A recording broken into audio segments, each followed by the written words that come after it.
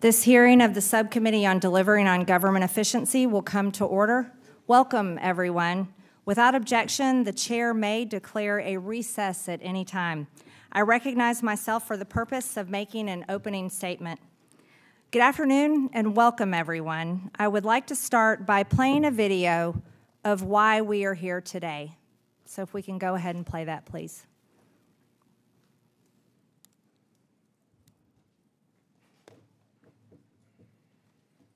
Where's our digital team?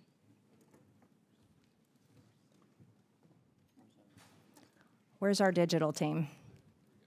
Here we go. Executive order to ban men from playing in women's sports. That there are only two sexes, male and female, and we are not going to tolerate biological men competing in sports or impeding in private spaces for women like myself or you. The female fencer was given the ultimate punishment for refusing to compete against a biological man. At the Portland Interscholastic Wheat Championships, a trans sophomore runner from McDaniel High School. And Thomas pulling away over the final 150 meters. Thomas wins the NCAA championship. Men should not be, they're hurting women. They're hurting women very badly. They're hurting women. I was severely injured in a high school volleyball game by a transgender athlete on the opposing team. Anyone who disobeys federal law will be either prosecuted, sued, or say goodbye to your federal funding.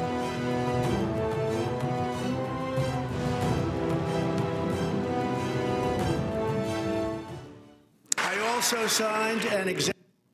Female athletes should never be forced to compete against mentally ill biological men who parade around in women's clothes. But we'll hear from witnesses today who had to face off against biological male competitors. This led one to suffer a life-altering physical injury from a volleyball spike to her head. The other was thrown out of a recent fencing competition for refusing to compete against a man.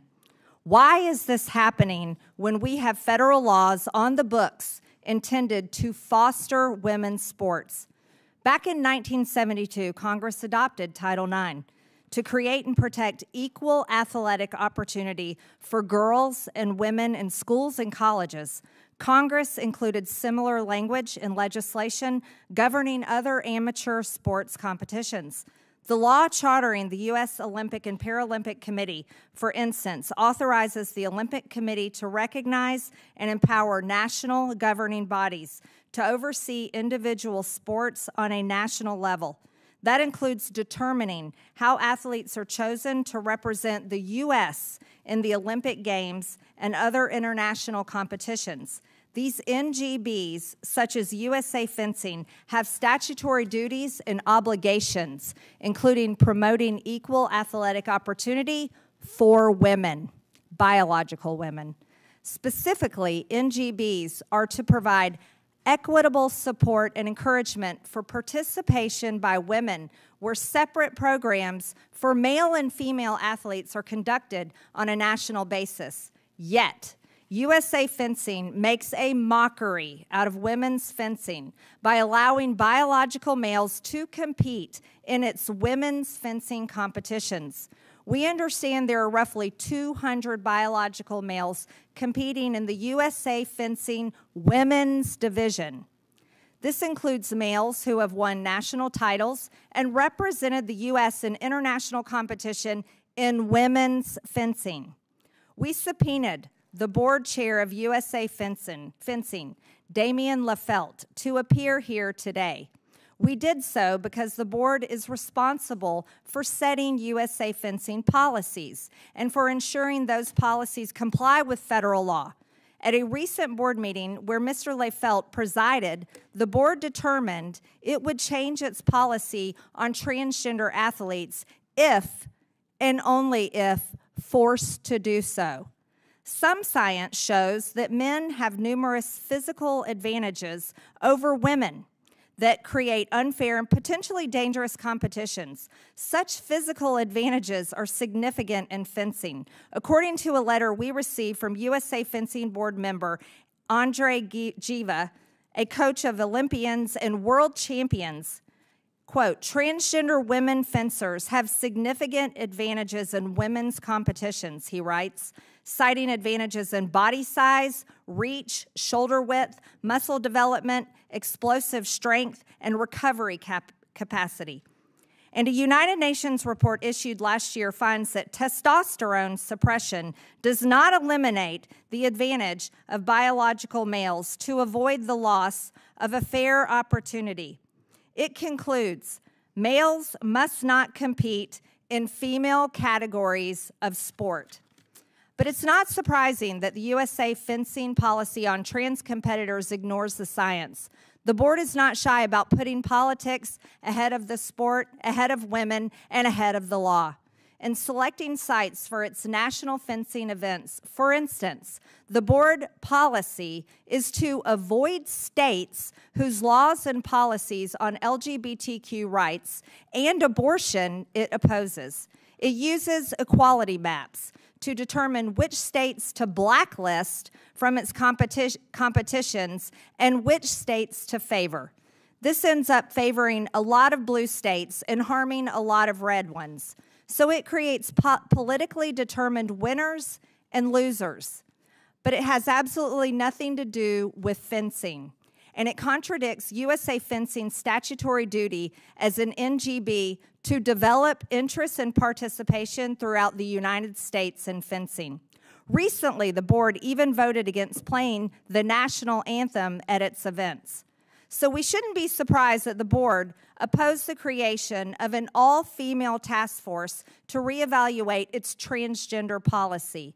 And it has never surveyed its membership one simple question: do you support transgender athletes competing in women's competitions? Notably, Americans broadly have been polled on that question, and the response is overwhelming. A New York Times Ipsos poll this past January found 94% of Republicans, 67% of Democrats, and 64% of independents agree: keep men out of women's sports. Americans also reelected President Trump in November, and he spoke on their behalf in February when he issued his executive order keeping men out of women's sports. The United States is hosting the Summer Games in Los Angeles in 2028. It's a great time for us to once again take the lead in protecting and preserving the ability of women to engage in safe, fair athletic competition by keeping biological men out of women's sports. A United Nations report issued last August, most noted female athletes worldwide have lost out on numerous medal opportunities. Due to policies allowing males to compete in the women's category, more than 600 female athletes in more than 400 competitions have lost more than 890 medals in 29 different sports. I don't want any more women missing out on medal opportunities, avoiding athletic competitions, or missing out on college scholarships. And I don't want to see any more girls or women getting hurt. We cannot and should not forget the gruesome injury suffered by one of our witnesses here today, Peyton McNabb. It happened when she was spiked in the head by a male athlete who identified as a transgender woman. And I'd like to ask the digital team to please play this video now.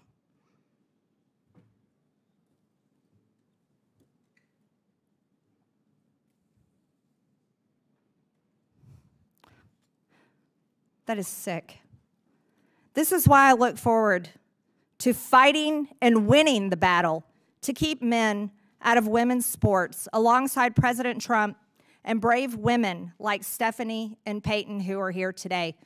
Now, you're going to hear from our Democrat colleagues who are going to fight for these mentally ill biological men to continue beating women and stealing their competitions, stealing their medals, and stealing their national championships. And with that, I yield to the ranking member, Stansbury, for her opening statement. All right, well, thank you, Madam Chairwoman. As you can see, it's going to be an interesting hearing today. Welcome to the Oversight Committee, and in particular, the DOJ Subcommittee. I do want to say welcome to our guests and to your families. We do appreciate all of you coming here to tell your stories. But I want to make clear that this hearing is actually not about oversight or DOJ, but about spreading hate and using trans lives to distract from the real issues that Americans are facing, from attacks on our economy, to attacks on our democracy, to attacks on our communities. So let's call this hearing what it actually is. It's about bullying trans kids and members of the trans community to distract from the failed policies of the Trump administration, the failed policies and exploitation of this DOJ subcommittee, and the GOP's own cruel agenda that is happening right now here on Capitol Hill as they're trying to gut Medicaid, gut food assistance, gut environmental programs to give tax breaks to billionaires, because that is actually what's going on behind these doors all around us. So, as the ranking member of this subcommittee, let me start by saying to everyone in the trans and LGBTQ plus community who might be watching or listening today that we see you, we love you, we respect you, we are fighting for you, and we will fight back against this hateful agenda. Now, I do want to point out here at the outset that we are, in fact, in the Oversight Subcommittee on, quote-unquote, delivering on government efficiency. And this is a committee here in Congress that was created this year by the GOP, supposedly to address government efficiency. And this hearing literally has nothing to do with that. In fact, it has nothing to do with anything that falls under the Oversight and Accountability Committee's jurisdiction. This hearing is so irrelevant to this committee, it's just a complete distraction from what is actually happening in Congress right now. So let's review what this subcommittee is actually supposed to be working on, since my friends seem to have forgotten that. In their own Rule 6 of this committee, this subcommittee shall, quote, have oversight jurisdiction over the federal civil service, including compensation, classification, benefits, federal property disposal, government reorganization and operations, transparency, performance, grants management, and accounting measures generally. That is the jurisdiction of this committee. And I don't know about any of you, but I don't see anything in here about sports, the Olympics, Title IX, fencing, and certainly nothing about policing the bodies of Americans. And frankly, hearings of this subcommittee have become so divorced from reality or anything resembling oversight and the jurisdiction of this committee, it's basically turned into a political campaign ad, as you just saw on these TVs. That's what this subcommittee has devolved into. And frankly, I think many of us expected that that's where we would end up. But meanwhile, Donald Trump is letting Elon Musk and his cabinet secretaries and OMB now continue to dismantle our federal agencies, to hack our private data. They're firing veterans and teachers and firefighters. They're trying to break Social Security and the VA. And there is literally no oversight happening here in this committee under the GOP. In fact, my colleagues have failed to bring even a single administration witness here to this committee. They haven't brought Elon Musk, they haven't brought a cabinet secretary, they haven't brought a political, they haven't brought anyone to this committee to answer to the lawless and immoral behavior that's happening inside the administration or anything that relates to the jurisdiction of this committee. That's why, even though we had hoped on the Democratic side for real and meaningful bipartisan work to make the government more efficient, to make it work better for Americans, we have to sit here week after week and fight back against this abusive and lawless and ridiculous agenda. And, I want to just point out that there are now over 220 lawsuits against the Trump administration and over 130 court restraining orders and injunctions against them because of this agenda. So why did the chairwoman decide to call this hearing today?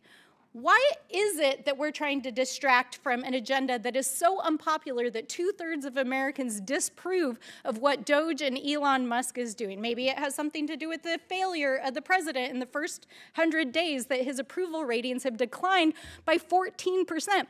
Maybe it's to distract from the reality that our economy is tanking and prices are going up. Maybe it's because the budget that came to Congress last week doubles down on proposals to take food out of the mouths of children. Maybe it's because behind closed doors all around us, they're trying to take away your Medicaid and your food assistance.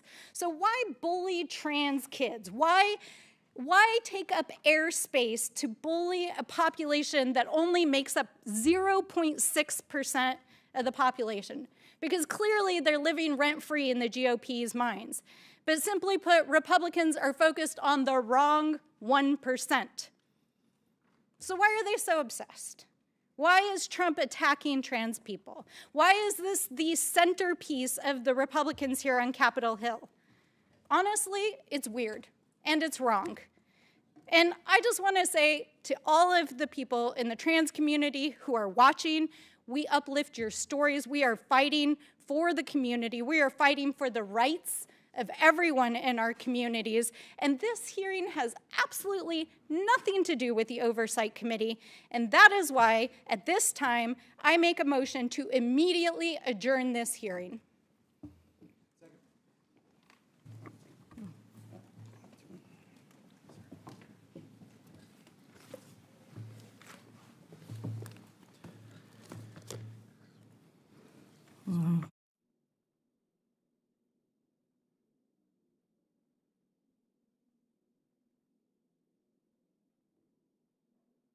Okay. The motion is not debatable. All those in favor of adjourning signify by saying aye. Aye. All those opposed signify by saying no. No. In the opinion of the chair, the noes have it, and a recorded vote will be asked for. The clerk will call the roll. We will pause for the clerk to be ready. Yeah, we'll pause for the clerk.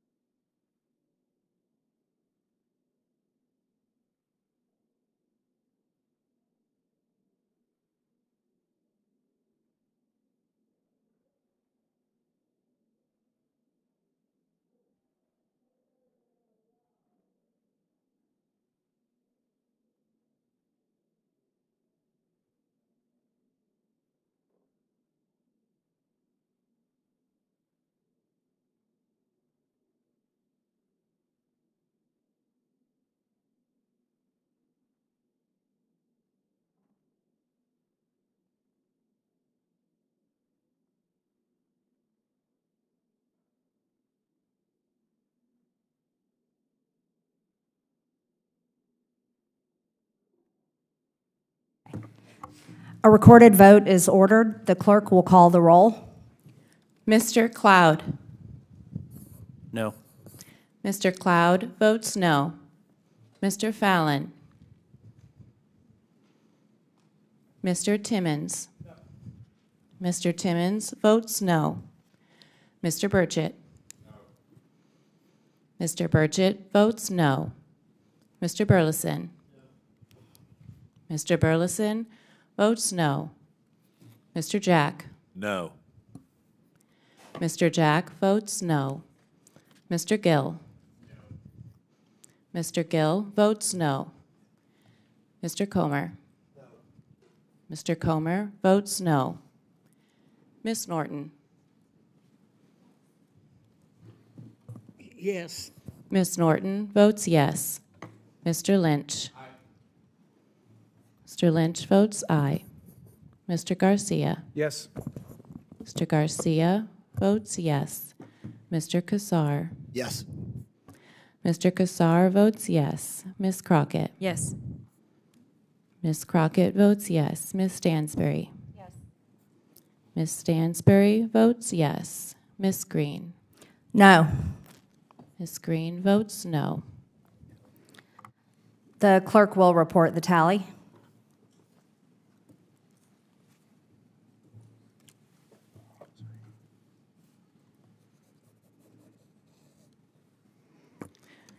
Ms. Chairwoman, on this vote, the noes are 7, the ayes are 6.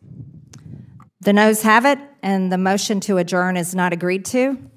Also, pursuant to Committee Rule 6A2, Chairman Comer refers specific responsibility for the matter of this DOJ subcommittee hearing regarding USA fencing, hearing to Chairman Green, and the Subcommittee on Delivering on Government Efficiency. This hearing is directly under our jurisdiction. Without objection, Representatives McClain of Michigan, Mace of South Carolina, Crane of Arizona, Randall of Washington, Jacobs of California, and Simon of California are waived on to the subcommittee for the purpose of questioning the witnesses at today's committee hearing. Madam Chair, a point of parliamentary inquiry. What's your inquiry? Could you please further expound about how this falls under the jurisdiction of the this subcommittee and the rules? Ms. Stansbury, under Committee Rule 6A2, Chairman Comer of the Oversight Committee has referred responsibility for this hearing to the DOJ subcommittee hearing regarding USA fencing. So Chairman Comer is changing the rules so that now fencing hearings fall under Department of Government Efficiency? Okay, this is the rule book right here, Ms. Stansbury. I'm sure you have a copy of it. Can you read us the part number that 2, refers fencing to this subcommittee? Please? Number 2, in addition, each subcommittee shall have specific responsibility for such other measures or matters as the chair of the committee refers to it. And this is the hearing that we are having jurisdiction over. It's an important issue that biological men stay out of women's sports, and we'd like to hold the hearing on that today, and we're going to continue and go ahead. I'm pleased to introduce our witnesses today. Stephanie Turner is a competitive fencer who recently took a knee at a USA fencing event to avoid facing a biological male in a women's event. Peyton McNabb is a former high school athlete and now an ambassador for independent women who was injured by a biological man in a high school volleyball game. Damien Lefelt is the chairman of the board of directors at USA Fencing, a recognized national governing body for fencing under the U.S. Olympic and Paralympic Committee as codified in the Ted Stevens Act. Fatima Goss-Graves is the President and Chief Executive Officer of the National Women's Law Center. I want to thank you all for being here to testify today. Pursuant to Committee Rule 9G, the witnesses will please stand and raise their right hand.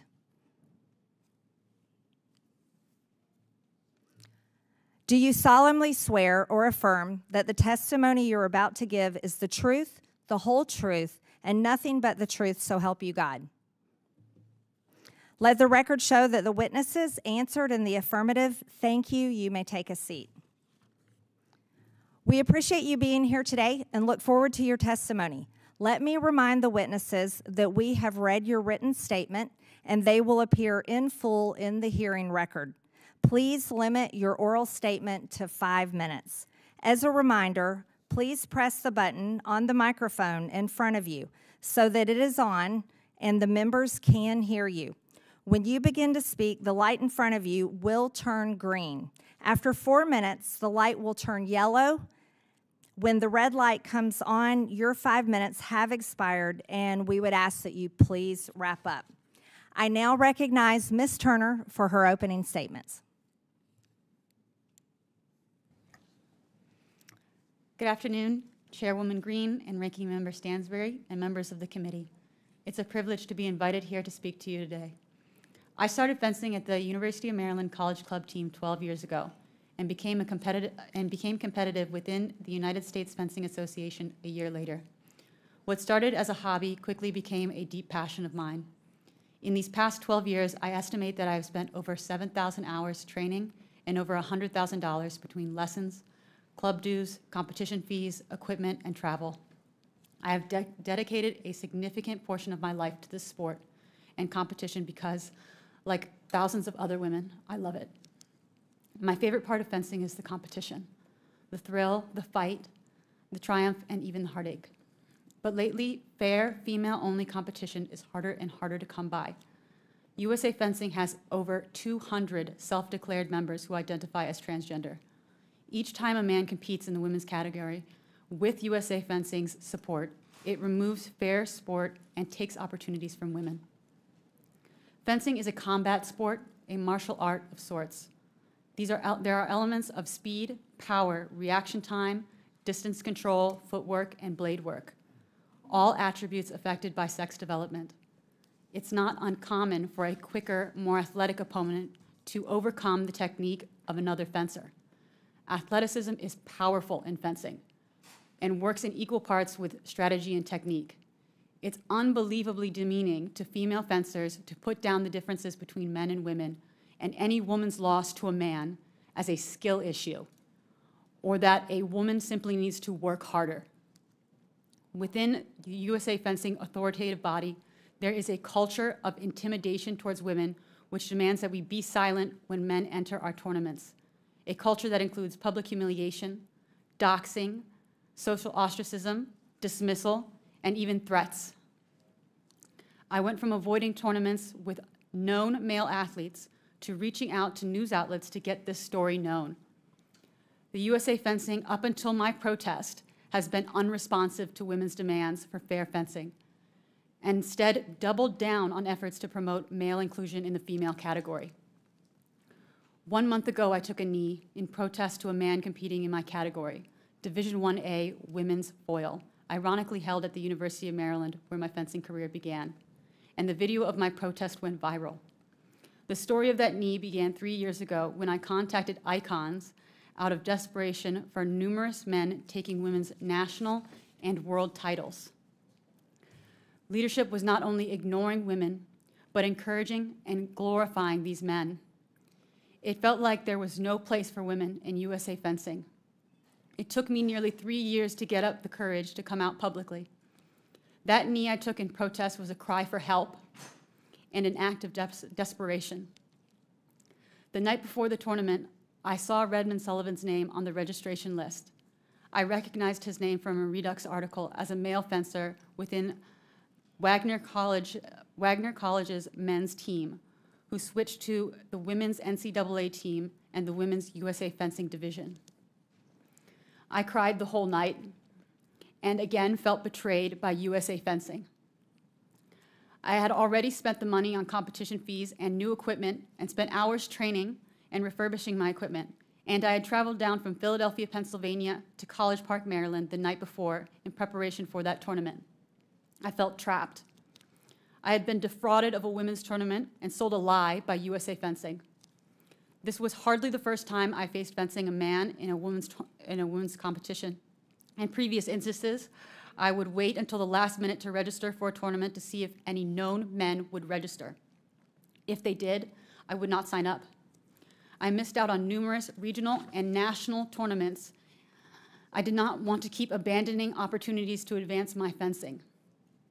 I had felt so isolated and strangled by USA Fencing for disagreeing with its transgender policy that I felt scared to speak openly online or with friends in the fencing community. I reached out to a church friend asking what I should do. We prayed together and asked God, if it is his will that I protest, that he pair me with Redmond in about that following day. The next morning, I found myself on the platform against him, and I stood down. Speaking out on this issue has made me a target for harassment and violence, as well as cost me friends. I have decided to step away from the sport I love, at least for now as well, because USA Fencing has fostered an environment where I am unwelcome in my own category. It is culturally acceptable to bully and shame women who speak up for other women. I should not have had to make this sacrifice. Women deserve to be treated fairly in sport. We deserve opportunities to train, compete, and win in women's category set aside for women. We deserve this at the lowest levels of sport, all the way through elite Olympic competition. I hope that by taking a stand and raising awareness of the misogyny in our sport, I can help ensure other women and girls do not have to take such risks to receive the most basic protections in sports. Thank you, Ms. Turner. I now recognize Ms. McNabb for her opening statement. Good afternoon, Chairwoman Green and Ranking Member Stansbury and members of the committee. Thank you for inviting me to appear today. My name is Peyton McNabb, and I'm a sports ambassador for the Independent Women's Forum. We are a nonprofit organization that exists to expand support for policy solutions that actually enhance people's opportunities and well-being. Independent Women's motto is "Tell her story, change the world." Today, I'm here to share my story. I'm a female athlete from Murphy, North Carolina, who had my love of playing sports taken away from me. Since 2022, following a serious but avoidable injury, I've been speaking across the country, sharing my story and advocating for protections for women and girls' hard-earned rights to equal opportunity, fair play, privacy, and safety. Like many other little girls, I grew up playing sports. As soon as I could walk, my dad enrolled me and my siblings in various sports. I'm incredibly thankful for that because participating in athletics has afforded me so many life lessons and given me valuable skills. In high school, I played volleyball, basketball, and my favorite sport, softball. I was excited about the prospect of playing softball in college, but that day never came. My athletic career was hindered and cut short because I was forced to compete against a male athlete on an opposing high school women's volleyball team on September 1st, 2022. I went into this game knowing that there was a male opponent, but I felt helpless and had no idea what to do. Neither I, my team, nor the administration agreed that we should be playing against a male, but the game went on. Toward the end of the game, the male athlete went up to spike the ball, and it came right at my face, slamming into my head. The force of the ball knocked me down unconscious, while my body lay in a fencing position on the court. A fencing position is how your body reacts to a serious brain injury. Everything was dark to me. The auditorium was absolutely quiet, and my teammates were scared. That was my last day playing volleyball. Medical professionals informed me and my family of the heavy news that I suffered a traumatic brain injury, a brain bleed, and my body was experiencing partial paralysis on my right side. The doctors couldn't confirm how long it would take for my body to recover. It could take months or even years, and they couldn't confirm whether I'd 100% ever be back. While I've learned to navigate my new normal, there are several challenges that I deal with on a daily basis. Severe headaches, balance issues, vision impairment, and as my parents say, I'm just not the same kid. It is completely aggravating because the injury I suffered was 100% avoidable if only my rights as a female athlete had been more important than a man's feelings. Since then, I've chosen to use my voice to advocate for girls nationwide, especially for my younger sister, Avery. I've decided to turn my pain into purpose. I played a role in helping pass the Fairness in Women's Sports Act in North Carolina legislature, although it was initially vetoed by former Governor Roy Cooper, who ironically has 3 daughters of his own. Since speaking out, I've heard from so many girls. They see it happening in their schools, male athletes competing in women's sports. The fear of being severely injured by a male athlete who is undisputedly, on average, bigger, faster, and stronger than the average female is real. I want y'all to know that this issue is very real. I didn't realize how big it was until it personally affected me. What we are talking about is reality and basic truth. Men have an inherent biological advantage over women when it comes to sports. The advantage is particularly prominent respect to the activities where speed, size, power, strength, or cardiorespiratory characteristics determine performance. Males jump approximately 25% higher than females. Males throw about 25% further than females. Males run 11% faster than females. Males accelerate about 20% faster than females. Males punch 30 to 162% harder than females. Males are around 30% stronger than females of equivalent stature and mass. This is undeniable, and many more biological statistics can be found in Independent Women's Competition Report. I was so pleased to be at the White House on February 5th when President Trump signed the executive order entitled Keeping Men Out of Women's Sports. Finally, we saw a president act to make sure that sports competition for women is fair and safe.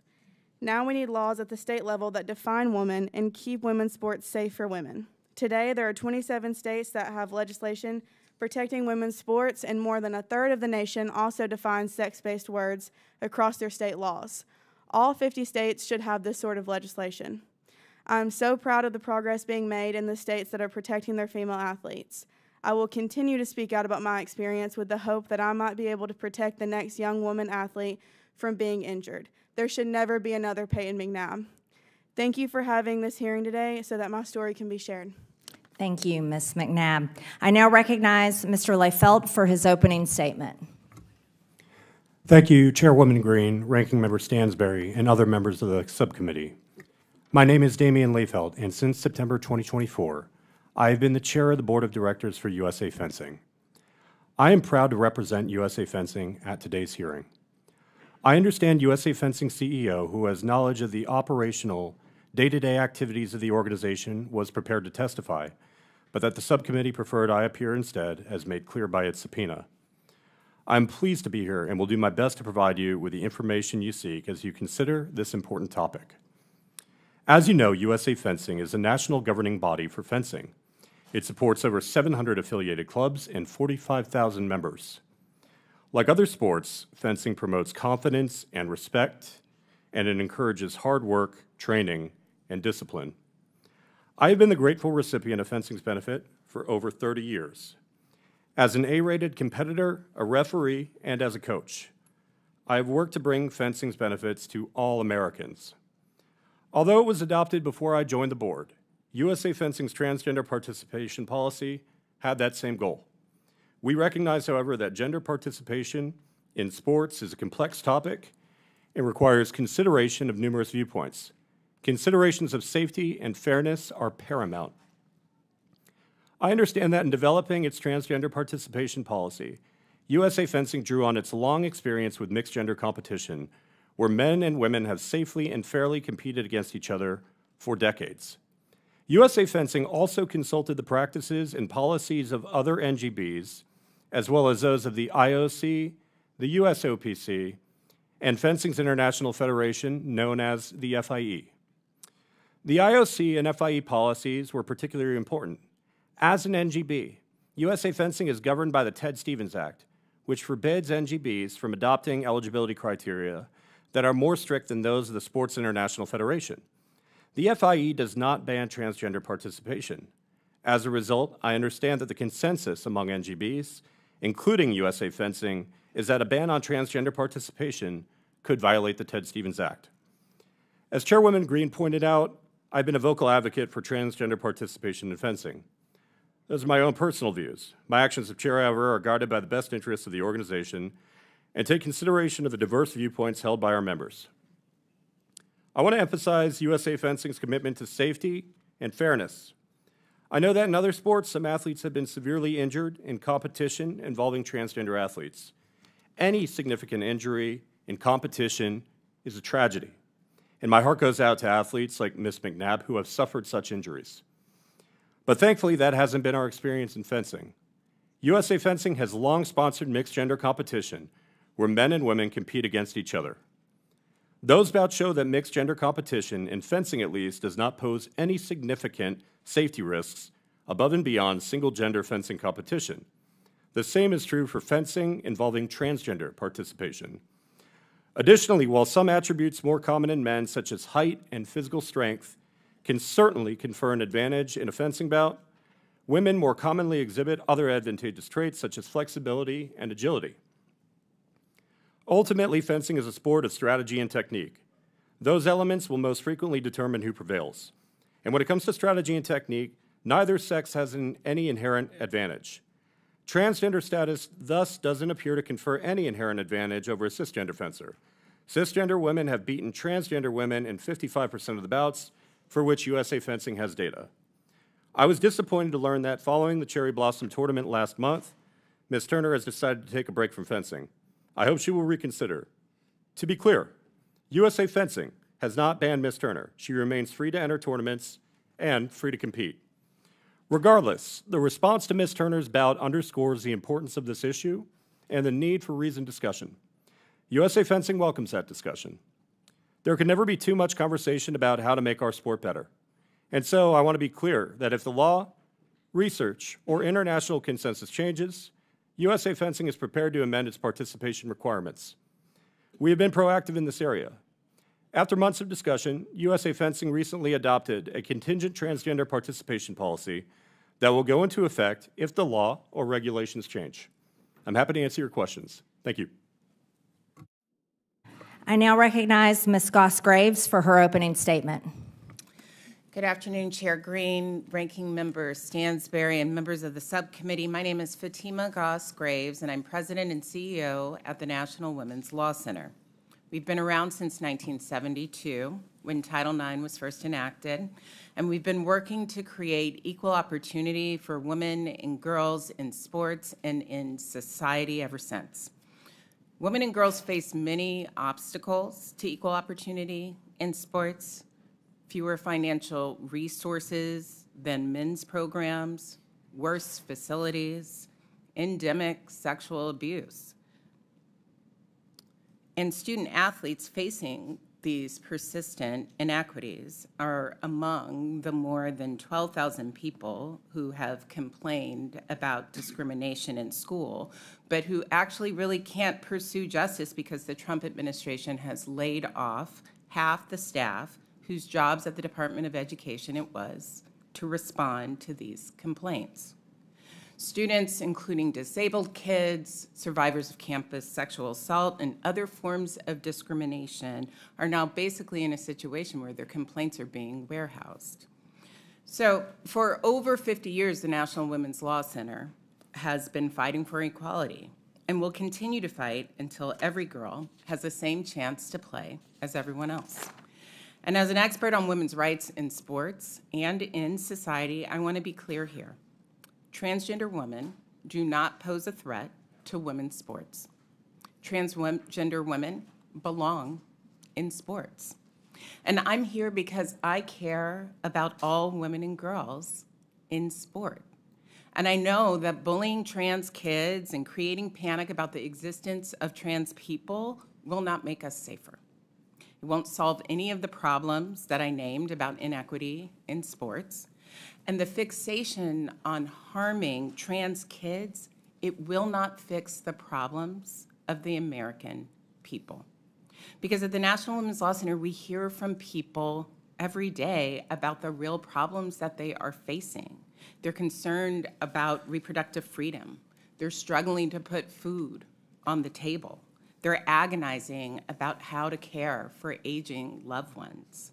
Hardworking folks around the country, from Texas to Georgia to Tennessee to California, we hear from folks who are worried that there is a budget in this Congress that would demolish programs like SNAP, Head Start, Medicaid, and generally make their lives harder. And they're looking for an end to attacks on schools, on health care, child care, on workplace safety. Instead, over the last few years, there has been this nonstop effort to convince the public that including transgender women in sports harms cisgender women and harms all people in society. But anti-trans sports bans, they actually harm all women. And I have just a few examples that I want to name. For example, denying trans kids the chance to find teammates who have their back, that's harmful. Or harassing Black and brown women and girls for not being, feminine enough, that's harmful. School officials secretly investigating girls' gender to make sure that they are feminine enough to play, that is harmful and that is dangerous, and yes, those things are already happening. For example, after Utah passed a trans sports ban, a state school board member posted a picture of a high school student athlete on social media suggesting that she was transgender. She was not. But she faced such intense cyberbullying and threats to herself and to her family, they had to actually get police protection. So as president and CEO of the National Women's Law Center, it could not be more clear to me. Anti-trans bans, they hurt all women. They're wrong. We won't let them be enacted in the name of protecting women, because they don't protect women. They harm us all, and it's discrimination, period. And if the subcommittee wants to defend women, the National Women's Law Center definitely has ideas about that, ideas that will actually help, ideas that will combat the real threats to women and girls' safety and equality today. Trans women in sports, it's just not one of them. Thank you. We will now begin the 5-minute question period of the hearing. I would like to remind the members that Mr. Lefelt is here under a duly issued subpoena to answer questions at today's hearing after refusing to appear voluntarily. I now recognize myself for 5 minutes for the purpose of asking questions. No one is here today to harm transgenders. We are here to defend girls and women, and we are here to defend Title IX and to uphold President Trump's executive order that all biological males stay out of girls' and women's sports. Here displayed behind me is the post that Mr. Lefelt put up. Mr. Lefelt came in here today saying that this is game day. You're right, Mr. Lefelt, this is game day. Under the Ted Stevens Act, USA Fencing and other national governing bodies that are authorized to oversee individual sports on a national level have a certain obligation. One such duty is to provide support and encouragement for participation by women, where separate programs for male and female athletes are conducted on a national basis. Another statutory duty is to promote a safe environment in sports that is free from abuse of any amateur athlete, including emotional, physical, and sexual abuse. Mr. Lefelt, as the board chair of USA Fencing, surely you are aware of these legal requirements. That means you believe that forcing a woman to compete against a biological man promotes a safe environment that is free from emotional abuse. Is that correct? One moment, a point of order, please, You're Madam Chair. You're not. Okay, Madam Chair, I have a point of order. The document that you have up behind you is a misrepresentation of the actual post. It appears that you're trying to misrepresent a witness here who you use subpoena powers against. This is not, Ms. Stansbury. Ms. Stansbury, this is not a point of order. The actual picture. Ms. Stansbury, you're not recognized. Ms. Stansbury, you're not recognized. Ms. Stansbury, you are not recognized. Madam Chairwoman, you are not. This is not a point of order, Ms. Stansbury. This is not a point of order.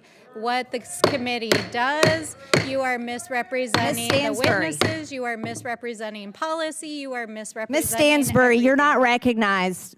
You're not recognized. That's not a point of order. You're abusing the rules of this committee. This is the post of Mr. Lefelt that he posted himself on his own social media.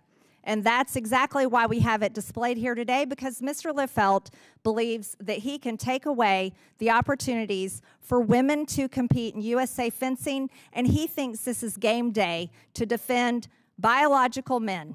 Now, we're going to return to my time as chair of this committee. Ms. Turner, refusing to compete against a man cost you a 12-month probation. Did you feel you were in a safe environment, free from abuse, when you were told you must compete against a man in an all-out competition? No. No, that wasn't free from emotional abuse. Ms. McNabb, when a biological man spiked a ball into your head, were you free from physical or emotional abuse? I was not. Ms. McNabb, did you feel you were placed in a safe environment when you faced a biological male in a girls' volleyball game? No, I did not feel safe. Ms. Turner, were you safe when you were forced to go up against a biological male in your sport? No, I was not. Mr. Lefelt, do you think your perception of what constitutes a safe environment for women is more valid than that of a woman testifying here today? Congresswoman, thank you for your question. There was a study that was published in 2010 regarding the safety of sports in the Olympic movement. There were 51 sports that were assessed as part of that study. That's a yes or no question, Mr. Lefelt. Do you is Ma'am, that your perception? You're it's a sitting more next to a nuanced young answer. woman who received a brain injury from a biological male. Is it safe to compete against biological males? Yes or no, Mr. Lefelt? What happened to Miss? Yes or no? What happened to Miss McNabb I'll take was that as a no. Mr. Lefelt, do you think forcing a woman to change in front of a man in a locker room is abusive? Yes or no? Congresswoman, I'm not sure I Do follow you the want your question. daughter to change in front of biological men in locker rooms? Yes or no? My daughter isn't really something that should be part of this hearing, I'm gonna. respectfully. If you're not a quick no on that, we're gonna take that as a no. We're gonna switch gears to USA Fencing site selection policy. You're the chair of USA Fencing. You should be familiar. Mr. Lefelt, what does abortion have to do with fencing? Congresswoman, that policy was passed before I got on the board. However, when You're the chair of the board now. What does abortion have to do with fencing, Mr. Lefelt? I'm on the board, you're correct, and I offered an amendment to that policy back in December, Congresswoman, that allowed for more flexibility at the city To level. get an abortion while you're at fencing competitions? I And don't it think also so. allowed for better convenience. So we enhanced the policy More under my convenience to leadership under the Planned board. Parenthood centers. Mr. Lefelt, why does USA Fencing states abortion policies and LGBTQ policies in its site selection process to determine where tournaments are held? That's part of your site selection process, is abortion availability and states and cities that are friendly to LGBTQ policies. How is that part of USA Fencing? Congresswoman, we try to have tournaments in sites that are safe for all of our members, period. So you don't think red states are safe for fencing athletes? Red states are absolutely safe, and we regularly host tournaments there, including Texas, Ohio, Missouri. No, your site selection policies are based on abortion availability and LGBTQ availability, not on fencing, not on your sport. Now let's go a little bit further with this. Madam Chairwoman, your time has expired. You're not recognized, Ms. Crockett. Mr. Lefelt, you wrote a blog post where you said that one day your daughter Madam might Chair, on a point of compete- order. This is my time, and I'm the chair of the No, committee. that was your time. Your time is over, and now we're asking, are we? The chair has discretion to assign I've time, lost and you know time. it, sir. I have lost As long as we time. have that understanding, that's fine. I've lost time. I from all yield this 2.5 discussion. minutes to the chair, lady. Mr. Lefelt, you wrote a blog post where you said that one day your daughter might compete against a transgender woman, a biological man. You said that if she did, you might win or she might lose. But whatever the result, you hope she doesn't care about the outcome, because the important thing is that both she and her opponent enjoy the match. That's what you wrote in your little trans manifesto. But you came here today to win. And you came here today to defeat women in their own sport. So as you stand here before this committee today, you are a man that would tell your daughter to lose and enjoy it to a biological man. My time has expired, and with that, I recognize Ms. Stansbury to defend all the trans. Point of order. Out of curiosity, is the chairwoman allowed to editorialize before every speaker on the Democratic side speaks, or is that part of her time, which we know that she went over? It's not a point of order. You're taking Ms. Stansbury's time. I know you're trying to be chair of oversight, but Ms. Stansbury is the ranking member. Chair would be better on this side. I do agree with that. It's Ms. Stansbury's time. Thank you, Madam Chair. As you can see, this is a hearing full of performance artists, not legislators. To our witnesses and guests, I do appreciate you coming today. But this is not the venue for this conversation, and our colleagues know that across the aisle. That is part of why the distraction of the gaveling and the yelling and the performance art is happening here today, because this is not an oversight hearing. This is not what the jurisdiction of the Oversight Committee is. And the chairman and the chairwoman both know that. And they both know that a little over 100 days ago, when Republicans were clamoring to show Donald Trump and Elon Musk that they were going to carry their water here in Congress, they created this subcommittee to do Elon Musk's bidding. But now that he is so unpopular, that 2/3 of Americans are opposed to Doge and Elon Musk, the honeymoon is over, my friends. And so what are they doing with the Doge subcommittee? They're bullying trans kids. They're talking about things that have absolutely nothing to do with government oversight or efficiency or the economy or the reality that Donald Trump is tanking the economy and the reality that Americans are pissed as hell and are marching in the streets. And they're turning the Doge subcommittee into, apparently now, a fencing oversight committee. Welcome. We're not even going to call it the Doge subcommittee anymore. This is called the Fencing Oversight Committee. Welcome to the Fencing Oversight Committee. But in reality, we know this is all about bullying trans kids, as they are literally over on the floor debating renaming the Gulf of Mexico this week, because they have no real agenda other than tanking the economy, taking away health care, taking away food out of the mouths of children, and basically distracting the American people while they prepare the largest tax break for billionaires ever in the history of this country. But it's not enough to just obsessively talk and think about trans people, which obviously are living rent-free in their minds. Donald Trump has put into place over a dozen executive orders and actions bullying trans people. Here, this committee is trying to take their own punch. They're trying to keep trans people from using bathrooms inside the Capitol. I mean, all of this is part of their regular playbook. Do really bad, evil things, and then distract the American people by doing ridiculous things in public spaces like this. So I am very grateful to Ms. Goss-Graves for being here to break through the noise, to talk about real issues that are affecting our communities, because among the things that affect women, girls, all people are the cuts to healthcare, the cuts to education, the cuts to vital programs that our people depend on. But what I think is so important is to highlight the ways in which using public spaces like this to bully trans people creates a lack of safety for the LGBTQ+ community.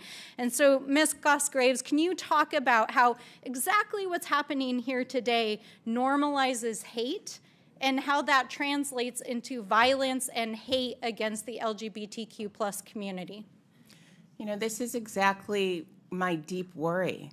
Over the last couple of years, we have seen in states around the country, and now in this body and from the president, using government to attack some of our most vulnerable people. And the hateful rhetoric translates to violence. It's trans young people who are experiencing violence in school. And it also means that we have seen an increase in incidents of suicide. So when I think about young people today who may be tuning in, I want to reaffirm that their existence is okay and that they are supported. But I also want to say very, very clearly, even though people have been spun up in this frenzy that all the problems in the world are apparently now caused by trans folks existing, that is simply not true. Mm-hmm. And if we have a very serious and concerted effort to address rising costs, to address access to health care, to address the experiences that people are having in this country who are begging for help, this body actually could be doing that. In an oversight way, even, it would be especially important to hear this body do that so that we could have a conversation around what has the impact been for people in this country, for women and girls, because of Doge. Those are the things I hear about all the time. Yes, thank you very much. And I also The gentlelady's time has expired. I also want to acknowledge The gentlelady's time has expired. I now recognize Chair, do we not have a- Ms. McLean from Michigan. Point of order. Allocated You took a minute of my time, wasting my time on a non-point of order. The gentlelady's Madam time has Chair, the expired. I now clock was not recognize running during the Ms. point McLean of order. from Your Michigan. time was not wasted. And to the trans I now community, recognize we Ms. McLean stand from- with you, with the Madam. LGBTQ plus community. We stand with you, and you can Madam break Chair. my eardrums all you want, Madam Chair, but we stand with the LGBTQ plus community, and you can gavel me till Order. This hearing will come to order. Stop it. This hearing will come to order. Madam Chair, I have a This question. hearing will come to order. Madam Chair, I This just- hearing will come to order. I now a recognize point of order. Ms. McLean I from just Michigan. have a point of order. Thank you, Madam Chair. Let me tell you. Madam Chair, I yeah. just was, I had a What's your point of order. Could we just have the timekeeper, log the time between both the Democrats and Republicans, and then we rebalance them so that we each have equal time? That's pretty basic. We will consider that. Thank you. No, But no, stop. no. That's- You took that's- a minute of my time. that's not All a right, suggestion. okay. Those are the rules. Enough. No. No, you're wasting your Hey, time. look, That's either, not. either we go We by are the rules keeping or equal we're time. out of here. We're keeping equal time. The door's okay. open. Ms. All right. McLean from Michigan is now recognized. Thank you, Madam Chair. Let me tell you what I'm here for. I'm here to protect women and girls. And for all of you young women and girls watching today, I hear you. I hear your stories. I hear your bullying stories. I hear your uncomfortableness. Because you see, sometimes young women and girls get trampled over. But let me tell you what I'm here for. I'm here as a mother and as a coach and as an athlete to stand up for the rights of women and especially young girls. That's what I'm here for. And in 1972, Title IX of the Education Amendments prohibits gender discrimination in all educational programs receiving federal funds. And I'm here today because women have had to fight for every God-given right, and I'll be damned if we're going to go back on that. When biological men invade women's spaces, our rights are violated, and our spaces are violated. Now, my colleagues on the other side of the aisle constantly talk about following the science, but this makes it clear that this is merely a disingenuous slogan. So let's follow the science for a moment. Not opinions, but science. So, Ms. Graves, what is the average difference in skeletal muscle between biological men and biological women?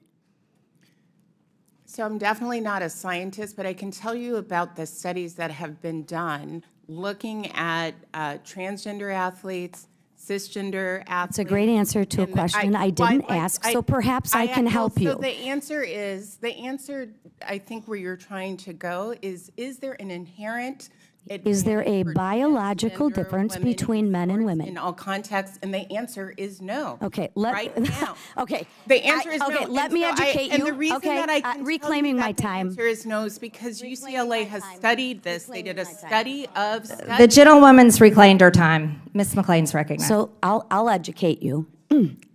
I'll tell you, men have 30 to 40% more skeletal muscle than biological women. That's not right. That's not wrong. That just is what it is. I was going to ask you what is the difference in upper body strength, but I don't think you know that either. So I'll answer that question for you as well. Biological men exhibit 20 to 50% greater upper body strength and 25 to 30% lower body strength than biological women. That's just the science. Ms. Graves, you stated your organization's mission is to ensure safety and opportunity for all girls. Was Peyton McNabb safe on September 1st of 2022? It sounds like she definitely wasn't. And Thank what happened you. to her was tragic. I would argue, though, Thank that the answer is to ensure that people can't spike volleyballs into people's heads. That seems unsafe. Thank no you matter for your who's answer, spiking Ms. the ball. Graves. So I will reclaim my time on that. So here's the inherent problem. If I would say I'm a 6'2" blonde supermodel, you agree with that statement? I know my husband does, but does that make it true? I'm not sure how tall you are because you're sitting down, but I'm assuming you're not I blonde. look like a 6'2" blonde supermodel? No. Okay. But I identify as one, okay? Just because I identify as one doesn't make it true, but let's go ahead and say for a moment it's true. The issue that I have for the young girls is you can live in your reality. You can live in your reality. But when your reality intrudes on my safety and puts another person at harm or in harm's way, that's when I have a problem with it. When you want to live in your distorted reality, you can do that. But that doesn't mean everybody else has to do that either. Because I will ask you one other question. Can a 43-year-old man identify as a 13-year-old boy? Ms. Graves? Can a 40? Can a 43-year-old man live in his reality of identifying as a 13-year-old boy? So this question makes me understand that you... No, this question is a question that you need to answer that you refuse. If we're going to be who we want to be, can a 43-year-old man identify as a 13-year-old boy? The witness can answer, but the gentlelady's time's expired. So here's the thing. It is absolutely... It's a yes or no. So I'm hoping that some people are watching, and so that's why I'm trying to provide some There's the gentlelady's time's expired. This is a yes or no question. Okay. I would have loved to give a fuller answer. Here is my answer to you. The answer is no, that an adult can't be a child. Why they identify as one? Okay. Thank you very much. Thank you for answering the question. The gentlelady's time's expired. I now recognize the witness will suspend. I now recognize Ms. Norton from Washington, D.C. for 5 minutes. This newly formed subcommittee has been nothing but a sham so far, this Congress. But this hearing takes this subcommittee to a new low, one of hate and bigotry. I have spent my life fighting for civil and human rights of all Americans. I did so in the civil rights and women's rights movements, as a lawyer, as chair of the New York City Commission on Human Rights, and as chair of the United States Equal Employment Opportunity Commission. And I do so now as the only member of Congress representing the more than 700,000 residents of the District of Columbia who are denied voting representation in Congress and full self-government despite paying full federal taxes. I am disgusted this subcommittee would use its power to target transgender people. But since the subcommittee is intent on talking about safety, let us talk about it. Ms. Goss-Graves, last year the Center for American Progress found that nearly half of transgender adults experience discrimination in public spaces. What kind of discrimination do transgender people face? So transgender people face a wide amount of discrimination. They have trouble getting hired. They're more likely to experience harassment at work, in school, in other settings. They experience violence. Disproportionately, transgender women experience violence. So the types and forms of discrimination that the Equal Employment Opportunity Commission used to track thoroughly is vast and could and should be the subject, again, of this committee. The committee could look at the wide range of discrimination that transgender individuals are experiencing at work And what is happening now at the EEOC, now that it is not treating that type of discrimination in the same way that it used to. Please discuss the violence transgender people face. Well, it is everything from sexual violence to assault in a lot of different types of spaces that, you know, one might feel safe ordinarily. For trans people, especially when the rhetoric has increased, especially when at the highest parts of our government, they are suggesting that it is okay to insult and to make it seem like transgender people are less than human. And it is, you know, what I think both our laws and you know, my moral compass requires that anytime there is an organized effort to demonize a small group of people, that our laws have something to say about that. We should scrutinize the why. We should make sure there isn't harm. But my own moral compass, I will say, has something to say about that, about any time a group of people experiences the level of hate and discrimination and violence. It's up to all of us to show up. Discrimination and violence should never be acceptable. We cannot allow these against anyone. Today's attack on transgender people is a blatant attempt by the Republican majority to distract from the real harm they are causing Americans through their disastrous policies. They are proposing taking away health care and food assistance from tens of millions of Americans to give tax cuts to the wealthy and corporations. Ms. Goss Graves, if Republicans make these cuts to Medicaid and food assistance, how will this affect the health and well-being of women across this country? It will be disastrous. Almost half of births in this country are paid for by Medicaid. Women around the country and their families' lives can be upended by having access to health care one day and then not the other. And it will also change access to health care in entire regions. There are large parts of this country, especially in rural areas, that do not have enough health care systems.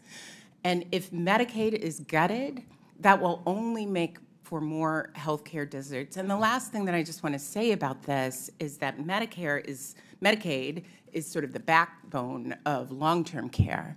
So the gentlelady's time has expired. I now recognize Mr. Cloud from Texas. Thank you, Madam Chair, and I appreciate you holding this hearing. And I especially want to thank Ms. Turner, Ms. McNabb for being here and telling your stories, not only coming before Congress and talking to us, which is bold and heroic in its own right, but taking the stand that you've taken, and for Ms. McNabb for continuing to tell your story. I am sorry that you've been put in this type of situation where you're at a critical moment in our history where this is an issue that we're having to deal with, but I admire you for your courage and thank you for being there. As a committee, we're bringing this up in part because of the Ted Stevens Act that Mr. Liefeld mentioned. The U.S. Olympic and Paralympic Committee is a congressionally chartered entity under that act, and the USOPC, therefore, and its NGB derivatives, the National Governing Boards, have to abide by federal law. And so we have Title IX, which says that these organizations will not discriminate based on sex. And then we have lately executive orders where President Trump issued an executive order keeping men out of women's sports. He did this to rescind the funds from educational institutions that deprive women and girls of their fair athletics opportunities, and to oppose male competitive participation in women's sports more broadly for safety, fairness, dignity, and truth. It's interesting to note that he referenced in that a previous executive order, 14168, in which defined a female, which it seems that the left has a very difficult time doing, a person belonging at conception to the sex that produces the large reproductive cell. And so we have a pretty clear definition of the guidelines that you should be operating by and other organizations that are embracing sports and chartered by. And so it does fall under our jurisdiction as Congress to consider whether or not you and these other organizations should be stripped of your certification under the Ted Stevens Act. And so we have to continue to look at this and just talk about this issue.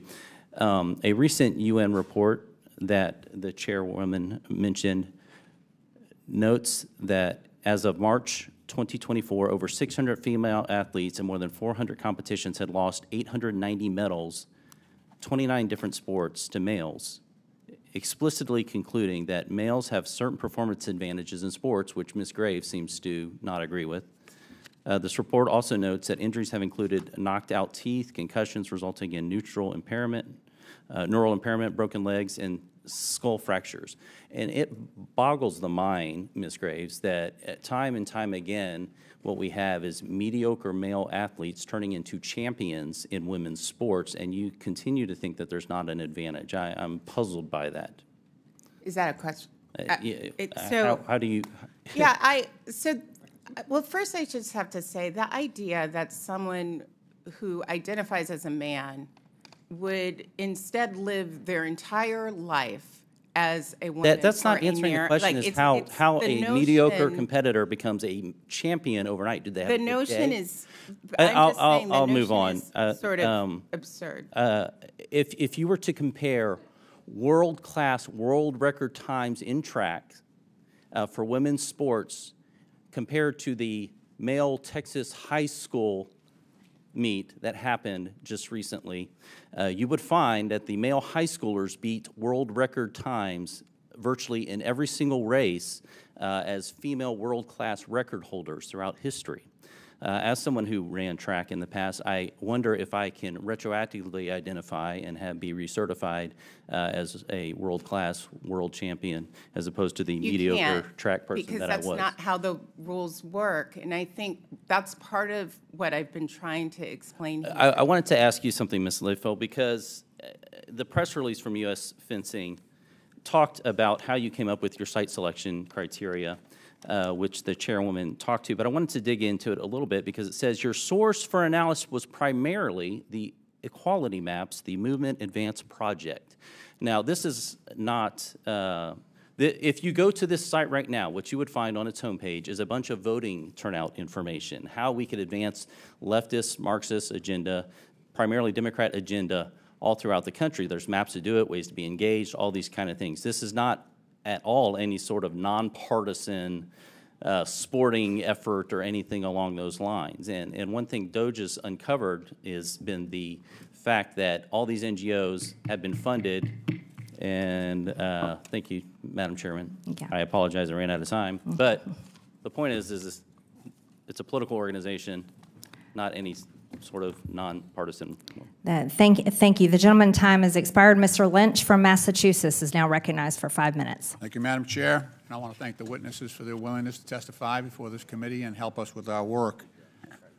I do want to go back to the point that the ranking member raised, and she is correct in pointing out that about the lack of jurisdiction of this subcommittee for the matter before us.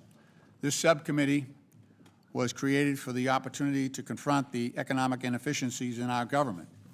And that's exactly why most members chose to serve on this subcommittee, because of the issue involved.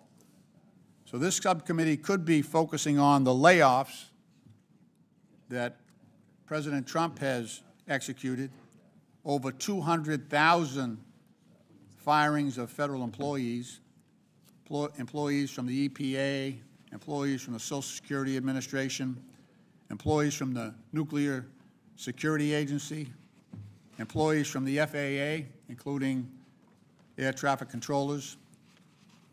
The President has fired NIH researchers working on Alzheimer's and cancer research.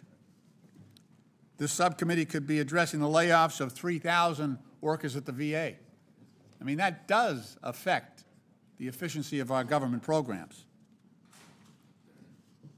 President Trump's laid off nurses, internists, physical therapists, and staff who care for our wounded veterans all across America. He's even laid off people from the Veteran Suicide Hotline in the middle of a veteran suicide crisis. This subcommittee could be holding hearings to find out why we have 250,000 people, veterans, on a waiting list for benefits and treatment at the VA, and why veterans should be waiting months for an appointment. Veterans' benefits are special, Madam Chair.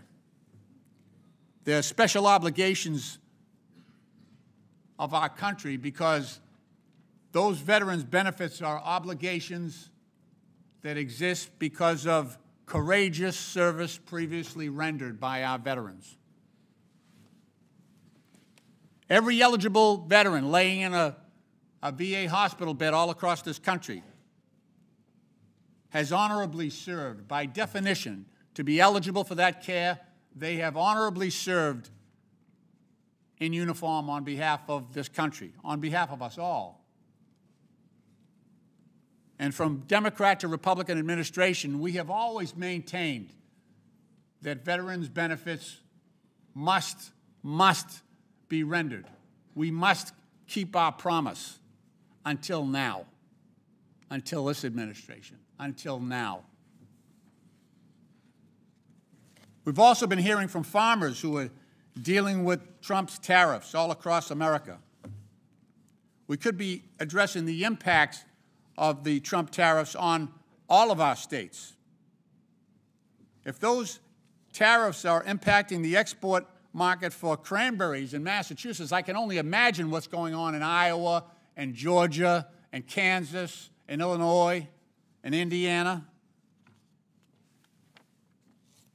The great state of Georgia, with $83.6 billion in agricultural production last year and 325,000 agricultural-related jobs. That dwarfs what we have going on in Massachusetts, and I hear plenty from our farmers and our bog operators.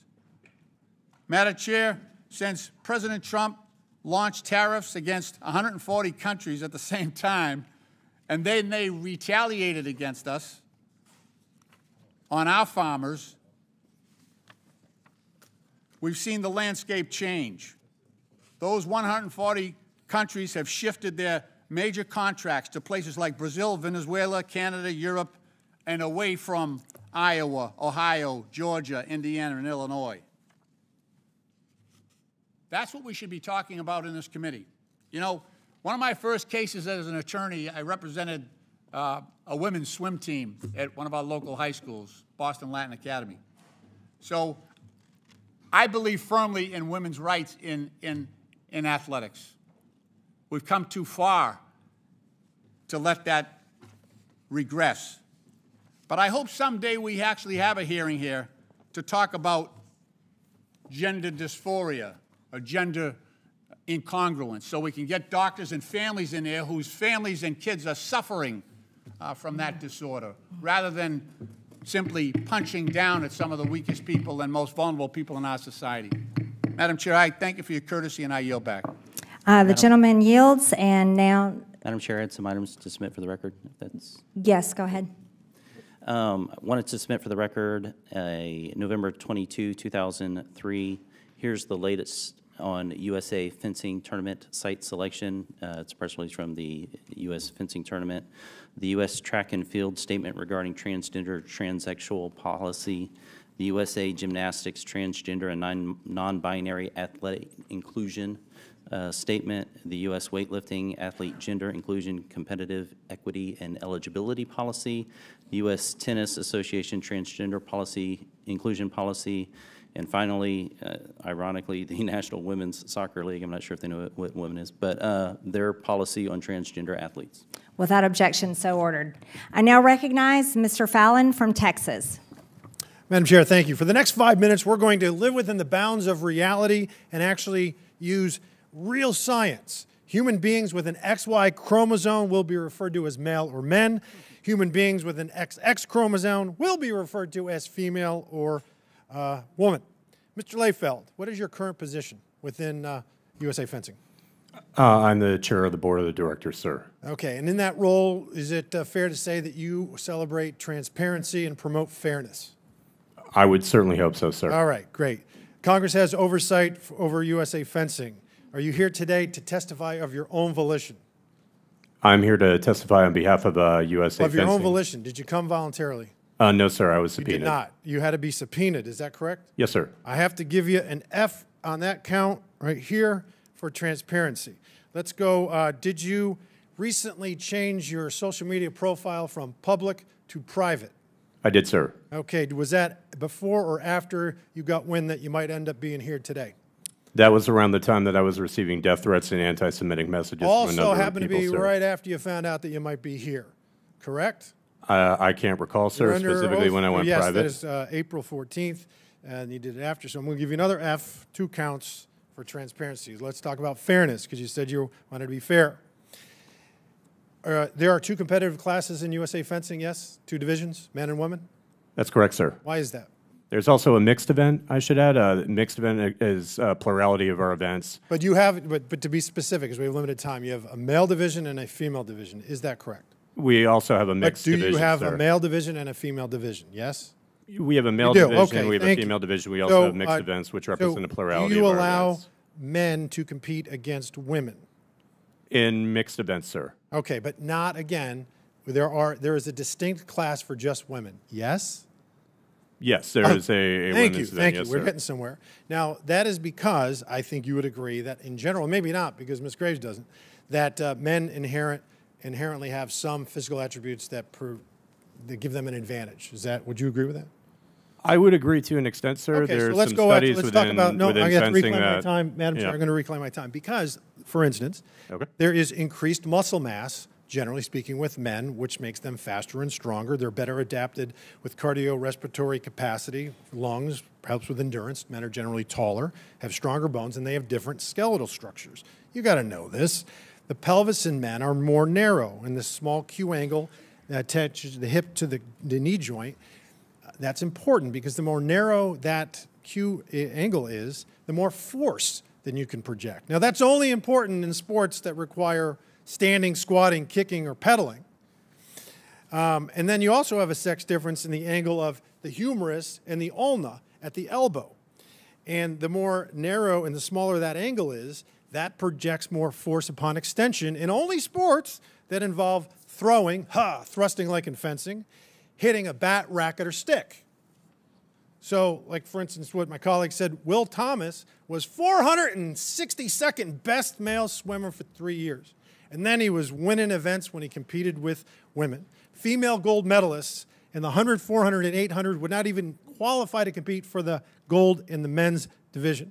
Marathon, the best marathon female would be 90th against the men. Best triathlete female would be 50th against men. And Major League Baseball has had exactly 0 women play on an opening day roster. NFL, NHL, NBA, again, 0. So let me ask you this question. I'm very curious to hear your answer. Yes, sir. Would you do you think it's fair for a man that identifies as a man to directly compete against a woman?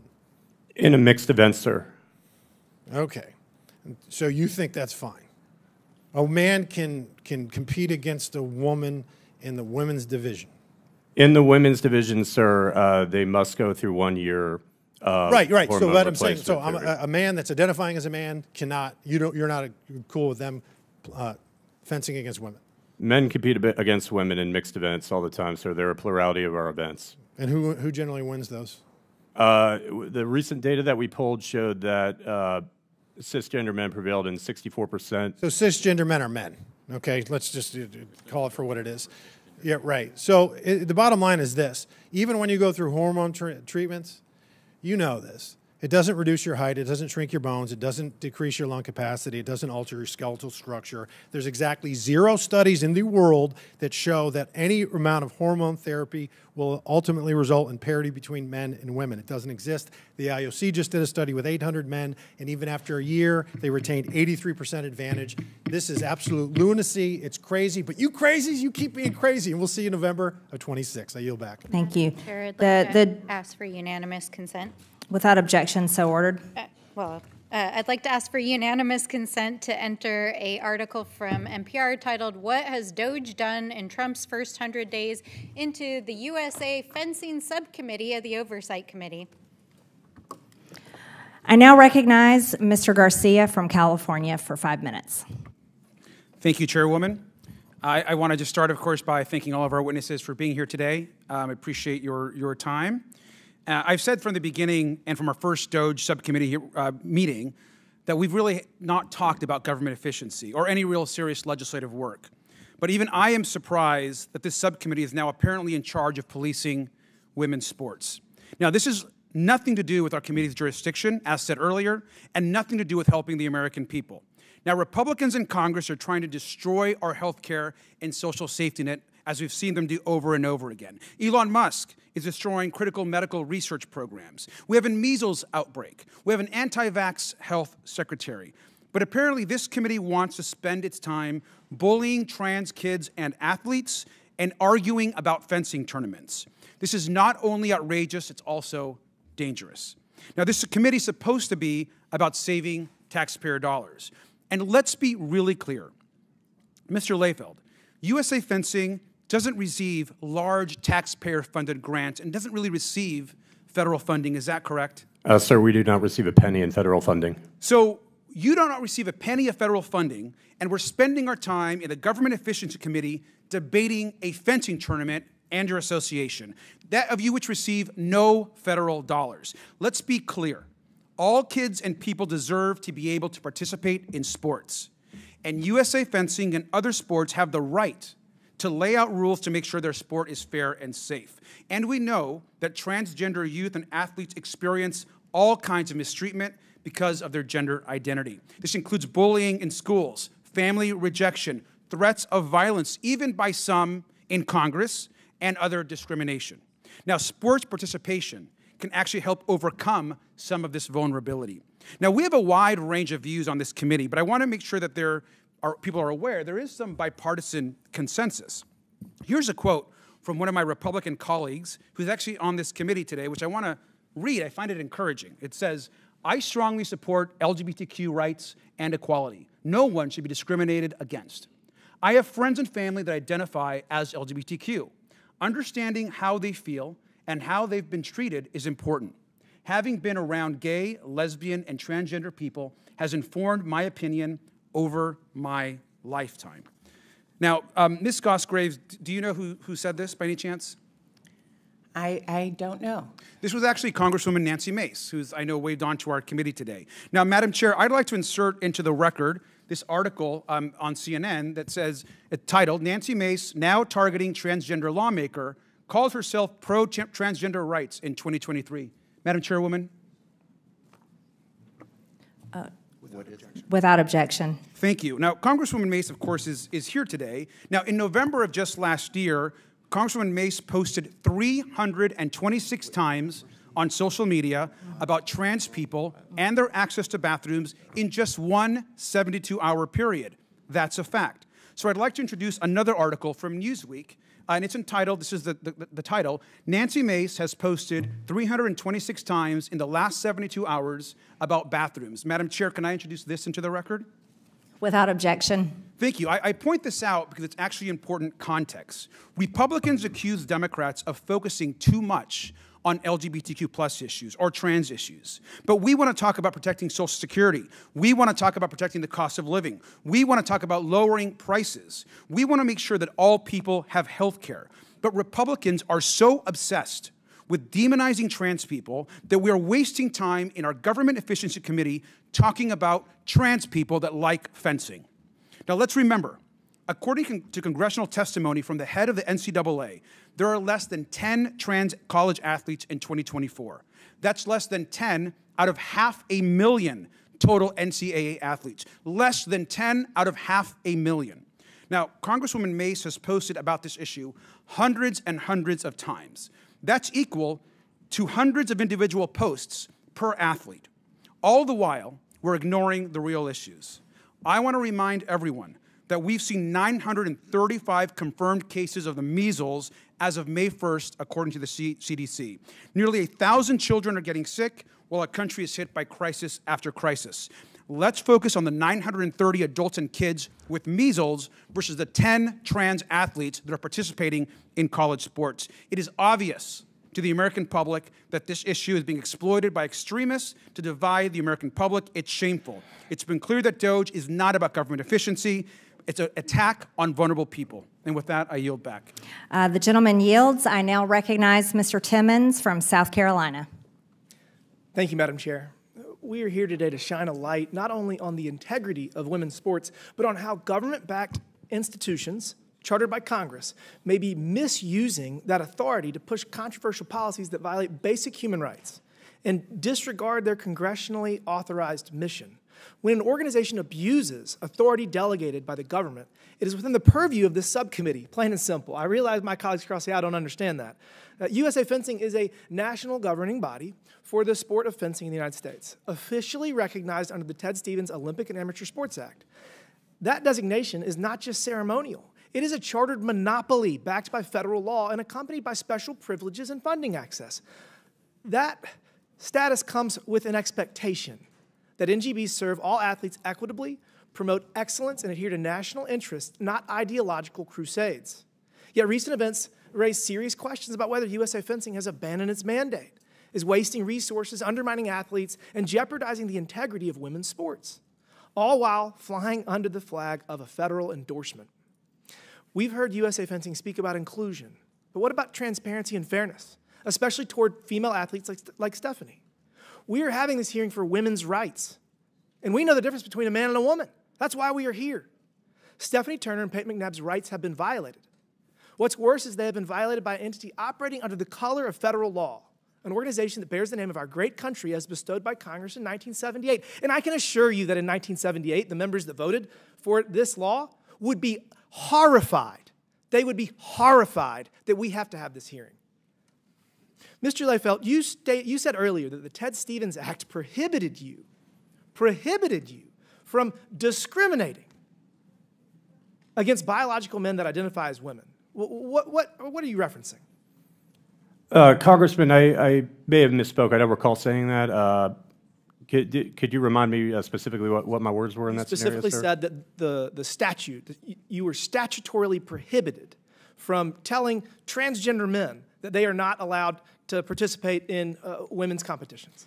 Sir, I believe what I was referring to was a statute within the Ted Stevens Amateur Sports Act which prevents any NGB from being more restrictive than their international federation. We have consulted with very competent legal counsel. Are you familiar with the executive order signed by President Trump right here? Yes, sir. Okay, so Madam Chair, I'd like to submit this for the record. Without objection. So a couple things. One, this executive order prohibits all entities that receive federal funds, which I know you do not, of allowing transgender men to compete in women's sports. So that's basically your entire pipeline. Your main purpose is to be competitive, is to figure out who we're going to send to the Olympics, or one of your main purposes. Is that fair? That's correct, sir. Okay, so you have women that are participating in high school and in college, and they're never going to compete against transgender men because that's federally prohibited. And by the way, this executive order also says that the Secretary of State shall use all appropriate and available measures to see that the International Olympic Committee amends the standard governing. We're going to fix this, and you're lagging behind us fixing it. And what's going to happen is we're going to amend the Ted Stevens Act to literally, you're going to lose your federal charter. And I appreciate that you did adopt a contingent policy, but why do we have to do this? You're really creating a problem where no problem should actually exist. And if all this isn't enough, I'm going to just highlight something you had on your website. I mean, this is just pretty insane. What statutory or moral authority is granted to USA Fencing in its charter to determine who in our society is oppressed? Congressman, forgive me, I can't. Hey, this is on your website. But if I could go back to something you were saying before, sir, about changing the law and what you were talking about with the executive order. Correct, sure. All right, thank you, sir. We will be prepared to pivot as soon as the Ted Stevens Amateur Sports Act changes. You might get the FIE, the IOC. More, I mean, I have a feeling that we're going to write the statute in a way that if this is a problem when the statute becomes law, we're probably going to have some additional clauses in there that removes rights and abilities. But look, you do you. And we will follow the law, sir. the law is going to be punitive. I can assure you of that. We're not going to let this stand, and it's going to get fixed. And anyways, I want to go back to this. So you say on your website that so Vietnam veterans are an oppressed group versus veterans. Why does a veteran of a war in Afghanistan or Iraq how is a Vietnam veteran oppressed? Sir, I've actually never seen this, but I want to be clear. We have an appreciation for all of our veterans. We have many who have one individual who served our country admirably, was disabled by an IED in Iraq, and we very, very much You need to delete this off your website. all of our veterans, sir. Thank you. Madam Chairwoman, I'd like to ask for unanimous consent to enter something into the record. Without objection. Madam Chairwoman, I'd like to enter an article from USA Today entitled "Millions of People Would Lose Their Coverage Under Trump-Backed GOP Plan to Cut Medicaid." This is the CBO score that came out today. We want to talk about Without things that are objection. horrifying. Without objection, How about the so ordered. millions of Americans that'll lose We're their not reading the healthcare? article without objection, so ordered, just the title. I now recognize Mr. Kassar from Texas. Madam Chairwoman, I want to start off by acknowledging that this morning, the Nonpartisan Congressional Budget Office announced that more than 5 million Americans can lose their health care because of the Medicaid cuts being pushed by Republican members of Congress. So, of course, Republicans on the Government Efficiency Committee are holding an emergency hearing on semi-pro fencing. Not fences like the kind that goes around a building, but like the sport with the swords. And I've knocked on thousands of doors and talked to thousands of Republican, Independent, and Democratic voters in my career. And not a single time has someone flung open their door and said, "Thank God you're here, Congressman. I want to ask you about transgender people fencing." It's just never happened. I've never even met a fencer before. I've just seen it on The Parent Trap. I'm sure it's a great sport, but what the hell are we doing here? Seriously, we're here because Chairwoman Marjorie Taylor Greene thinks that if she picks on vulnerable people, like trans folks, she can avoid having a discussion about the allegations of insider trading against her. She thinks that she can distract from the fact that Trump and MAGA Republicans are raising your costs every single day, suppressing your wages every single day, stealing your taxpayer dollars every single day, and threatening your health care. That's the reason we're at this crazy hearing today. Here we are in a subcommittee supposedly about government efficiency, spending hours upon hours trashing trans people and talking about trans folks in sports. There's more members on this committee than there are trans people in all of college sports. Of the 500,000 student athletes in America, about 10 of them are trans. Not 10,000, 10. In Olympics, there are even fewer. So in my opinion, sports leagues will do a much better job than politicians up here on this committee coming up with fair and thoughtful ways of handling who does and who does not qualify for which sports. But I think that instead of picking on LGBT people, politicians in this country should be singularly focused on improving the economy for every single working American. That's my crazy idea. Ms. Goss-Graves, Republicans have called an emergency hearing on trans athletes in the sport of fencing today. Can you tell me, how many college fencers are there total in the entire United States? I think about 1,000. Compare that to, do you know how many people rely on Medicaid in this country? That's more like 80 million. And Social Security? That's more like 70 million. So 80 million people rely on Medicaid, 70 million people on Social Security. We're talking about 1,000 college fencers, period. How many hearings do you think this committee has held on Elon Musk pushing Social Security to the brink of collapse? Oh, my God. I don't think any. 0 hearings. How many hearings have we had about the millions of Americans who could lose Medicaid because of the cuts Republicans are pushing today? Well, 0. That is correct. 0 hearings on these issues that impact us all. Republicans have called hearing after hearing obsessed with trans folks in sports, which of course only affects a tiny sliver of Americans. But no hearings on Medicaid, no hearings on Social Security, no hearings on raising wages and lowering costs. So if you're sitting at home watching, you need to know the goal of this hearing is for Republicans to distract you from their own lies, their own corruption, and their own failure. The goal of this hearing is to make sure that Fox News has something to talk about other than Elon Musk getting billions of dollars a year in government contracts while cutting services for you. The goal of this hearing is to make sure that Fox News has something else to talk about other than Chairwoman Marjorie Taylor Greene's alleged insider trading. It's a sick reality right now in American politics that right-wing Republican officials think that picking on trans people is how they'll earn more votes and raise more money. They pick on Americans that are already facing discrimination and violence, and they're making those challenges worse. They're trying to pull the oldest trick in the book.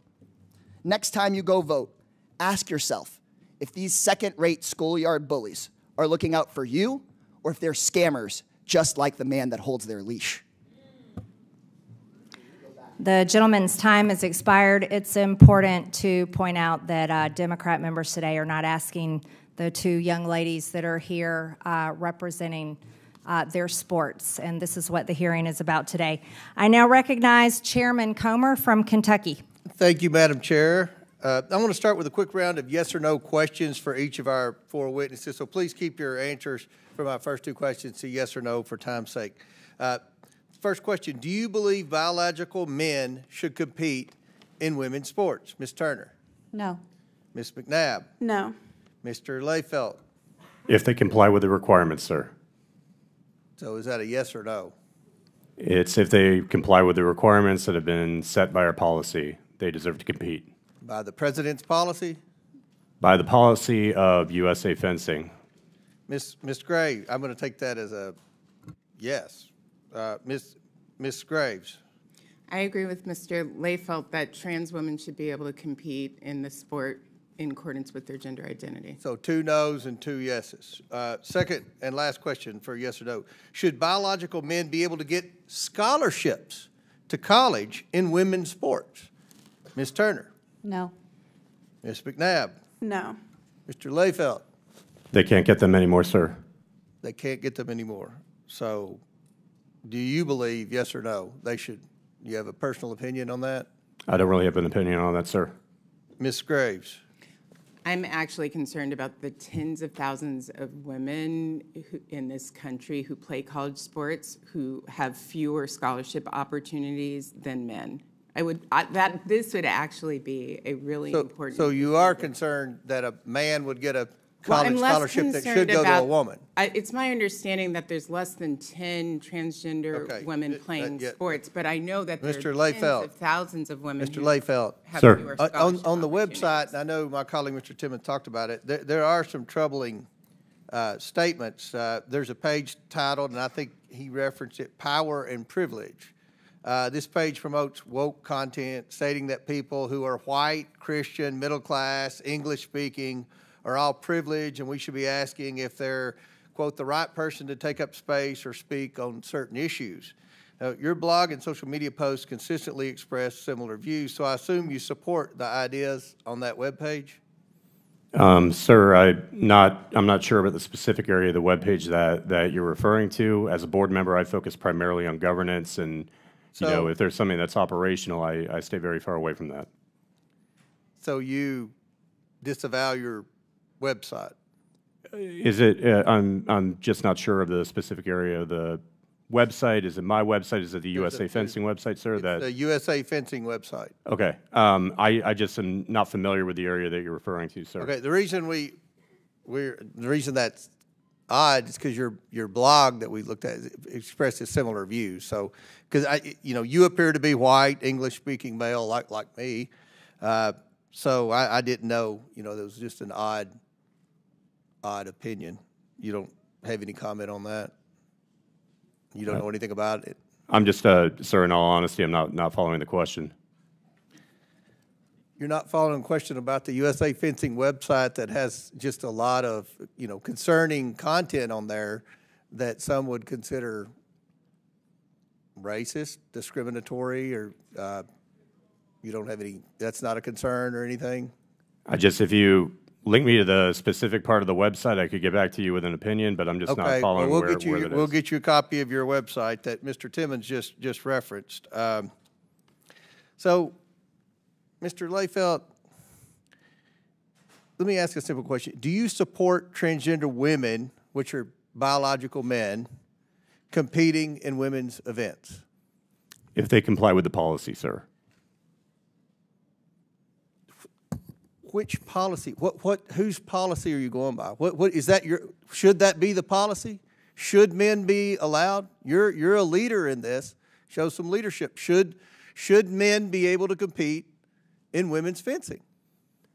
Sir, our policy was passed in 2022 prior to my joining the board, but right now, anybody who goes through 1 year silent? So you're okay with it? You're okay with it? You don't have a problem in the world with it? You knew this hearing was coming up. You knew this was the topic of the conversation. You don't have an opinion on the policy? Are you going to change the policy? Sir, we've passed a contingency policy at this time. Due to the Ted Stevens Amateur Sports Act, our council has advised us that we cannot have a policy that's more restrictive than our international federation. I want to be clear that if Congress or the IOC or the FIE, our international federation, changes the policy to ban transgender participation, we will, of course, follow suit. Well, look, I think the majority of this Congress is committed to protecting women in women's sports. NBC News poll asked, when asked if they agree or disagree with transgender women competing in women's sports, 75% disagreed. This is one of those 80-20 issues that my colleagues on the other side the hill they want to die on. So we're going to try to protect women's sports. Thank you for having this hearing, Madam Chair, and I yield back. Thank you, Mr. Chairman. Madam Chair, I'd like to ask for unanimous consent. Without objection. I'd like to enter into the record a New York Times article entitled, "The GOP Plans to Cut Medicaid Would Save Billions But Leave More Uninsured," Budget Office says. That's what we're actually outraged Without objection, about. So ordered. I now recognize Also, I Mr. want to Burchett point out that the from most Tennessee. powerful oversight Republican You're not Congress recognized. Ms. Stansbury, you're not recognized. talking I'm about sorry, we're going to fencing Crockett. while they're trying to cut Medicaid. Actually, Ms. Stansbury, you're not recognized. I now recognize Ms. Crockett from Texas. Thank you so much. It is so interesting that I just learned today at 44 years old that the Republicans are going to be the ones to save women. The same Republicans that have been, say, for women's reproductive acts, or the same Republicans that have stood for the Equal Rights Act, which would hopefully get women to equal pay, or the same Republicans that just this Congress voted for the SAVE Act, which we know would disenfranchise women from even being able to vote. But let me tell you, they are our saviors, and so I am so happy to be here today, because otherwise I would not have an idea that I had a savior in the Republicans. So let's also talk about the fact that it's only been 100 days, 100 long, terrible days for anybody that absolutely believes in reality, because what we know is that they have terminated staff responsible for enforcing federal protections against sex-based discrimination. Sounds like that's pro-women. Or they've cut funding for domestic violence survivor services. Sounds pro-woman to me. Or they've prohibited funding for research affecting women's health. That definitely sounds pro-women to me. Essentially, they closed the Department of Education's Office of Civil Rights. Again, sounds like they are fighting for us. And instead of providing oversight over these actions, congressional Republicans have been working to execute one of the most aggressive anti-women legislative agendas in history. And yet, they're here today trying to convince the American people that discriminating against trans people is somehow the only way to protect women. This hearing has nothing to do with improving government efficiency. It's another attempt by Republicans to distract from their demonic and disastrous policies that are making it more difficult for Americans to make ends meet. So, Ms. Goss-Graves, I want to play a game. It's called Trump or Trans. You ready? Okay. So I'm going to ask you a question, and I want you to tell me whether or not it is Trump or trans people that are responsible. You understand? Got it. Okay, very good. The first one, gutted medical research. Trump. Kidnapping Americans and sending them to foreign countries, a.k.a. deporting them. Trump. Driving us into a recession. Trump. Increasing the cost of everything. Trump. Waging an idiotic tariff war. Trump. Harming farmers. Trump. Ignoring the Constitution. Trump. Proposing to take away Social Security. Trump. Cutting health care. Trump. Firing government workers who keep our country safe. Trump. Encouraging an environment of hate and divisiveness. Trump. Thank you so much. This committee could be engaged in actual oversight of fraud, waste, abuse, and mismanagement. So let's talk about waste. Like Trump's plan to spend almost $100 million for his little birthday parade, or how he spent 25% of his first 100 days golfing, costing taxpayers tens of millions of dollars. In fact, it's a little bit over $30 million at our last estimation. In fact, President Trump is on pace to spend more than $1 billion of taxpayer dollars just on golfing. Yet the Republicans have been silent. So they must think spending taxpayer dollars on the president's golfing trips is more important than providing health care to their constituents. And when I talk about constituents, we're going to talk about the ones on this committee. So if we look at Texas 26, 39,000 children look to potentially lose their Medicaid with the cuts that they are about to vote on for reconciliation. 88,000 in Georgia 3, 68,000 in Missouri 7, 79,000 in Tennessee 2, 86,000 in South Carolina 4, 50,000 in Texas 04, 85,000 in Texas 27, and in Georgia 14, 111,000. And if you add that up just on this committee, we have 606,000 kids that are relying on us to do right by them. And instead, we playing these crazy games because we worried about 10 trans folk that are in sports right now in college. I wasn't elected to be engaged in these fights. I was elected to make sure that those kids, the kids that they are about to neglect with these terrible votes that they're about to take, I was elected to protect them and to make sure that they could grow up and have all the opportunities. But let's keep on track. Now, when we look at how much they are spending on, let's look at fraud. We could investigate whether the White House and the members of this subcommittee engaged in insider trading and market manipulation. Maybe it's a coincidence that the chairwoman brought hundreds of thousands of dollars worth of stock the day before Trump announced a 90-day pause on tariffs. But I guess we'll never know. So finally, let's talk about abuse. Like how the Republicans have let Elon steal data of Americans and his competitors to make himself even richer. Look, don't let these hearings distract you from their destruction. This is rage baiting instead of conducting oversight over the issues that Americans actually care about. And with that, I will yield. The gentlelady's time is expired. Madam Chair, I now recognize. Madam Chair, I move down to take down her words impugning you. It's saying you committed a crime. Without objection, so ordered. Say what? Second. See how. The committee will Point of suspend. The parliamentary committee will inquiry. suspend. Point of parliamentary inquiry.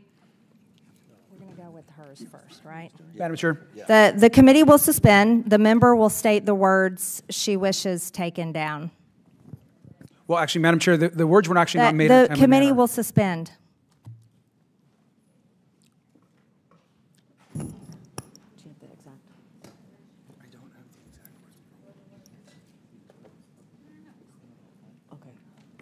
The words alleging a criminal act by the chairwoman. What words? The committee will suspend.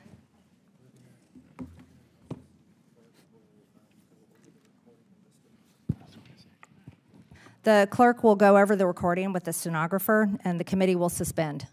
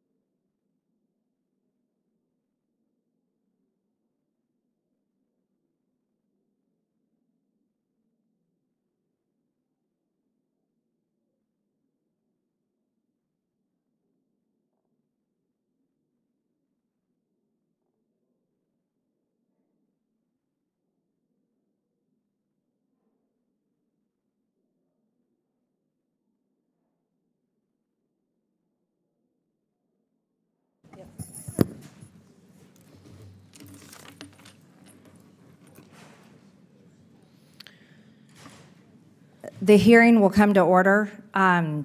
Ms. Mace, I'd like to ask, we've looked at the words that were said, and it's borderline whether it's parliamentary and goes along with the rules, saying could and accusing the White House and members of this committee of crimes is borderline. So in interest of the hearing and our witnesses that are here today defending themselves against the mentally ill biological males that have invaded their sports, and in the interest of making sure that we stay on track instead of getting sidetracked into Democrats' nonstop fake accusations, I just ask, thank you for bringing up the motion and ask if you'd Yes, like Madam Chair. Okay, thank you very much.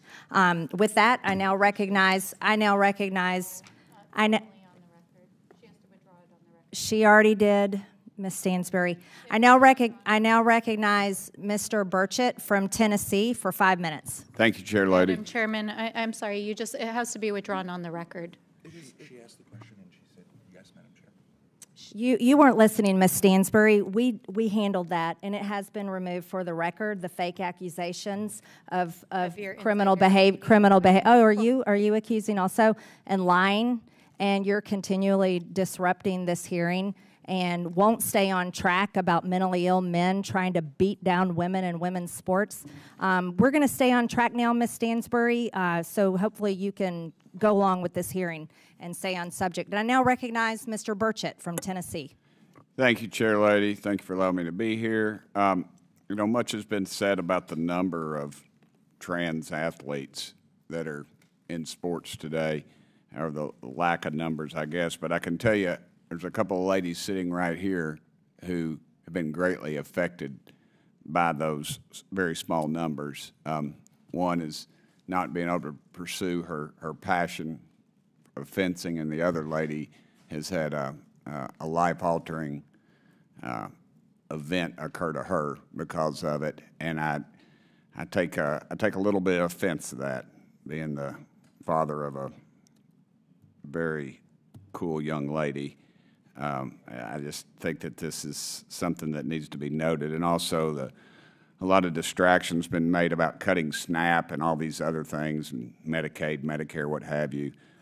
All anybody on our side of the aisle is talking about is cutting waste, abuse, and fraud.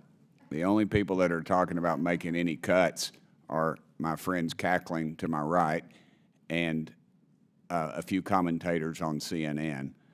And all we're talking about is waste, abuse, and fraud. And you have to ask, America's going to have to ask themselves eventually, why in the world are the folks on the left so afraid of waste, abuse, and fraud being cut? I suspect because it's going to come back to somebody's pockets. So with that, I appreciate the time you've allotted me. Mr. Lefelt, did I say that name right, sir? Close enough, sir. It's Lefelt. Lefelt? All right, I'm Yes, Burchett. sir. Nobody ever gets it right, so. It's a German name, sir. A lot of people mess it up. I'm not really sure what mine is. East Tennessee. Let me ask you, while serving as chairman of the USA Fencing, you posted a very long pro-transgender manifesto on your blog. Let me ask you, why did you post this? And I would like to, for the record, put that on the record, Madam Chairman. Go ahead. Without objection, so ordered.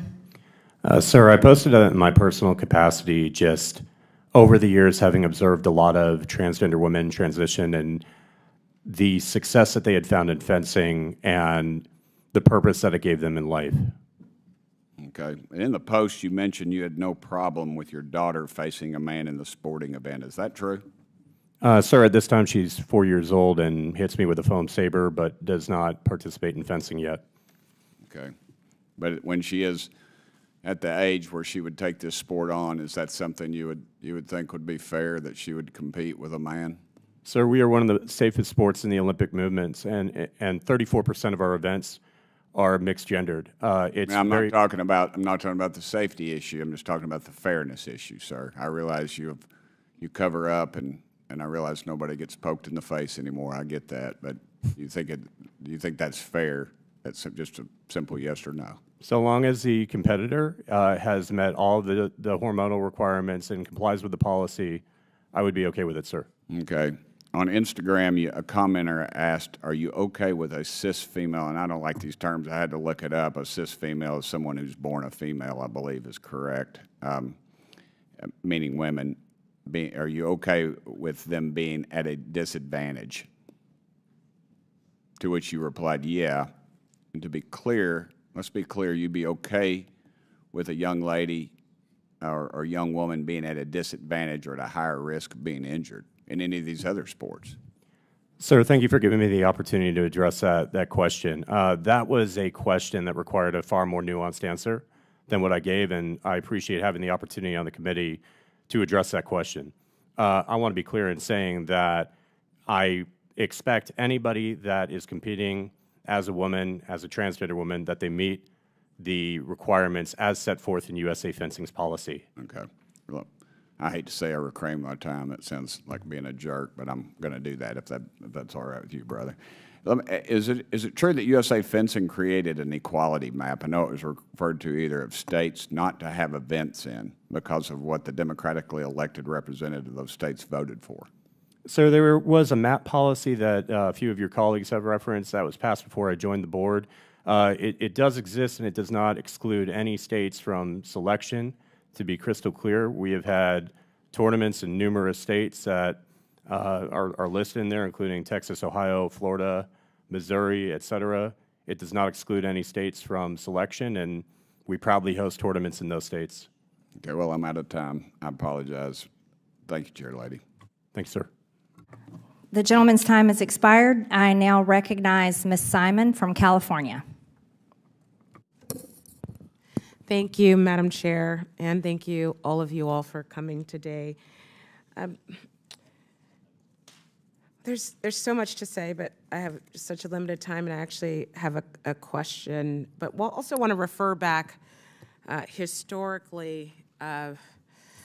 We've been having these conversations for quite some time.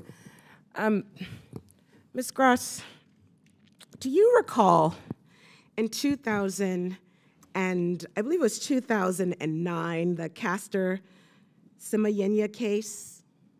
Correct, yes.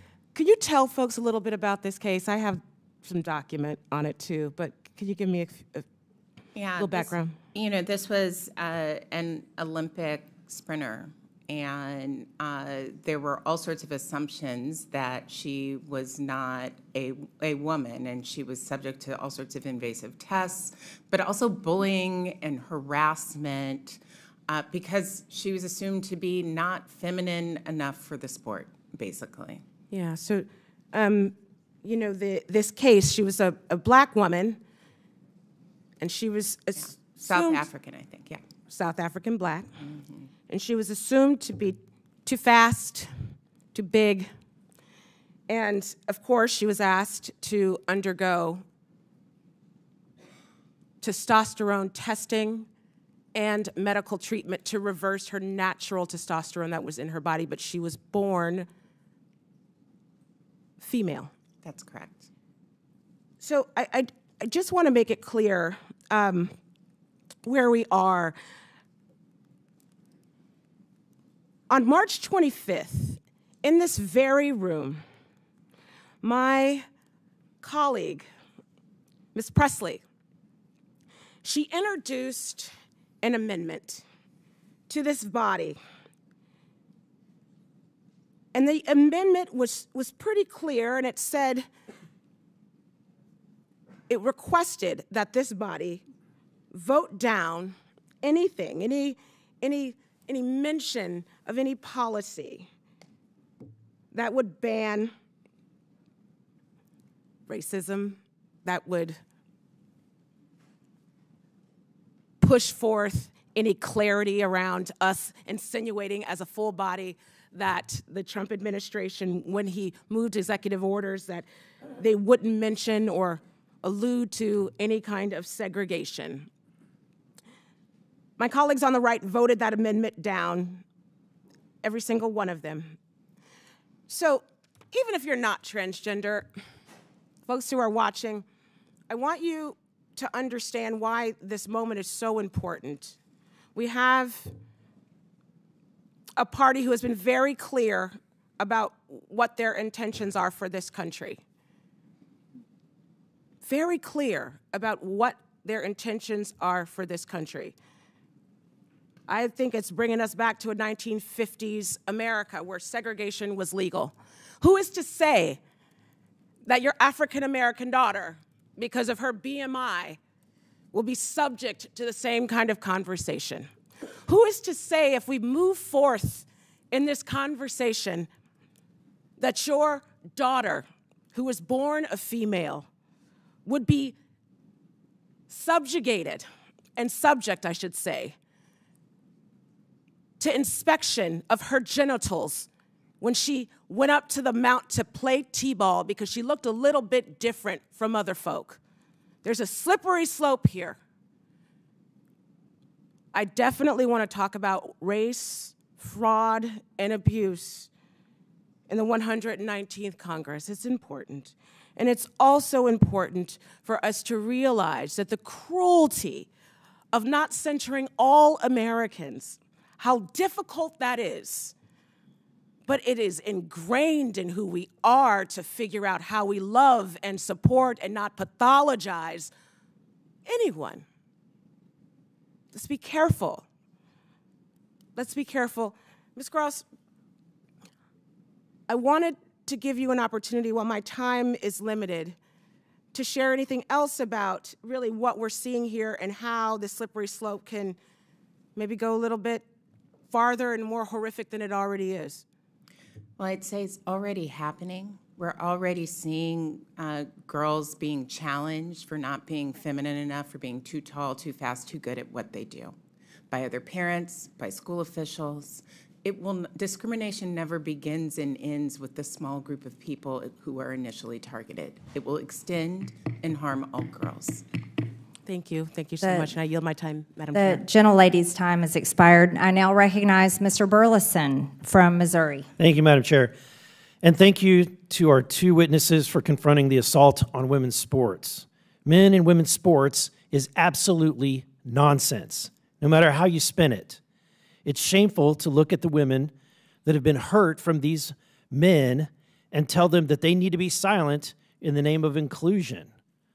This whole hearing, we've had motions to try to stop this hearing, to stop these young women from expressing their views.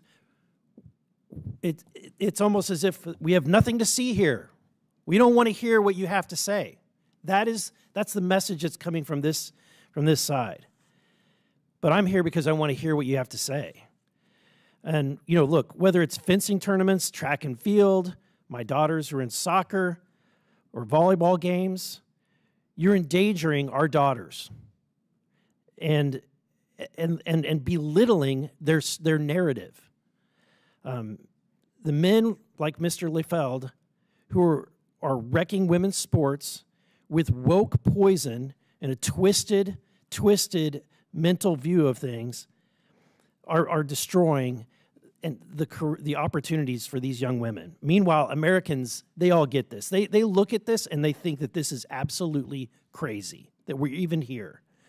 And so we're here to obliterate this insanity and fight for our girls and their safety and their fairness in their athletic endeavors. And I've got to tell you, Ms. Graves, I was shocked to read your testimony where you belittled the experience of Miss Turner. In your testimony, you said that that her experience is part of a larger scheme to attack young trans people. Do you really? You said it was deliberate spectacle that was carried out. Do you really believe she contrived this situation? That she put herself. She testified that she planned the night before. She cried the night before. Do you have any sympathy for a young woman who realizes she's going to have to sword fight a man the next day? Protest is important. It is to make a point. There is mixed gender competition all the time in fencing. You heard that it was a plurality. No, Ms. Graves, I'm taking my time. This young woman did not register for a mixed sport, for a mixed event. She registered to compete with other women. And that right was taken from her. And she bravely stood her ground. and I think the world applauded you for that. Ms. McNabb, the life-changing, altering, can you describe, and this is where I want to kind of give some time. This event has had a dramatic impact on your life, physically, the mental anguish that you've gone through. Unlike some, I want to hear your story. I want to hear what you have to say. Thank you, Congressman. Yeah, what happened to me was 100% avoidable, and it completely changed my life. I never played volleyball again that day. That was the last day. And it's so sad because I had the hopes of playing collegiate sports in softball, and that day never came because I was just never the same. I've had to navigate my new normal, which is incredibly sad, especially for my friends and family to see. And although I may look like I'm doing better on the outside, there's things that are not, and I don't know if they'll ever be the same. I'm sorry for the experience that you went through. And, I'm really sorry that we have individuals in positions of power, like Mr. Lefelt, who have a twisted view on reality. And they're imposing that twisted view on you and your lives. It's really tragic and it's sad. And what's even worse is that now you're the one to blame because you two contrived these situations, according to Ms. Graves, that you created this. Sorry. You wanted this to happen, Ms. Turner. That's what Mrs. I never said that. It's in your testimony. I did not say that Ms. McNabb contrived the situation. I actually think the lesson from her situation is around concussion protocol. Let me ask, do you really believe the experiences that they've experienced? Ms. McNabb, do you really believe that she wanted to face all of these medical issues? I think what happened to her is tragic. There are hundreds of thousands of injuries that are preventable. So why aren't you standing up for her? I actually have. I said that this was terrible, and I have solutions that don't involve bullying. Thank you, Ms. Graves. People. Look, I think that it's sick and twisted that individuals want to make women have to sword fight men. And it's sick and twisted that individuals want to make individuals have to take a spiked ball to the forehead if that's what it takes for a trans person to play. I yield back. The gentleman's time has expired. I now recognize Ms. Randall from Washington. Thank you. This hearing, much like the long suspension that we had a few speakers ago, is a waste of taxpayer time. Yet another showing of the 24/7 circus that this majority has been conducting as puppets of this president's agenda. We have people at risk of losing health care coverage for concussions, for preventable diseases, for brain injuries, for cancer, people at risk of losing healthcare coverage, federal workers and veterans fired without reason.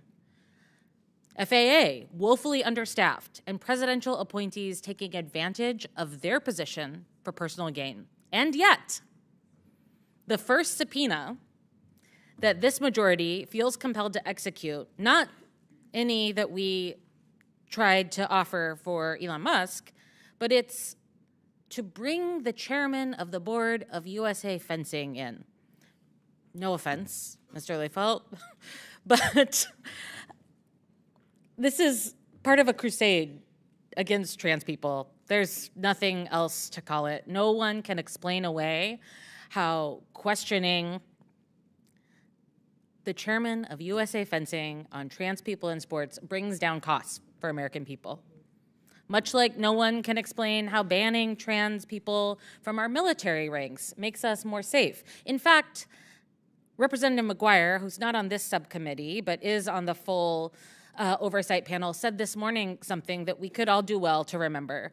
If somebody saved your life on the battlefield, you wouldn't care if they were pink or blue or male or female, if they called themselves a Democrat, Republican, or an independent. We are all Americans. But we care more, my Republican colleagues care more about policing the way that people live their lives instead of ensuring that they can. Last week, this committee advanced a bill gutting federal employee pay and benefits. This week, the Energy and Commerce Committee was supposed to mark up their piece of their reconciliation package that would cut $880 billion from Medicaid, health care for people. This is so unpopular that they had to push back their meeting a week in order to find the votes. But here's the thing.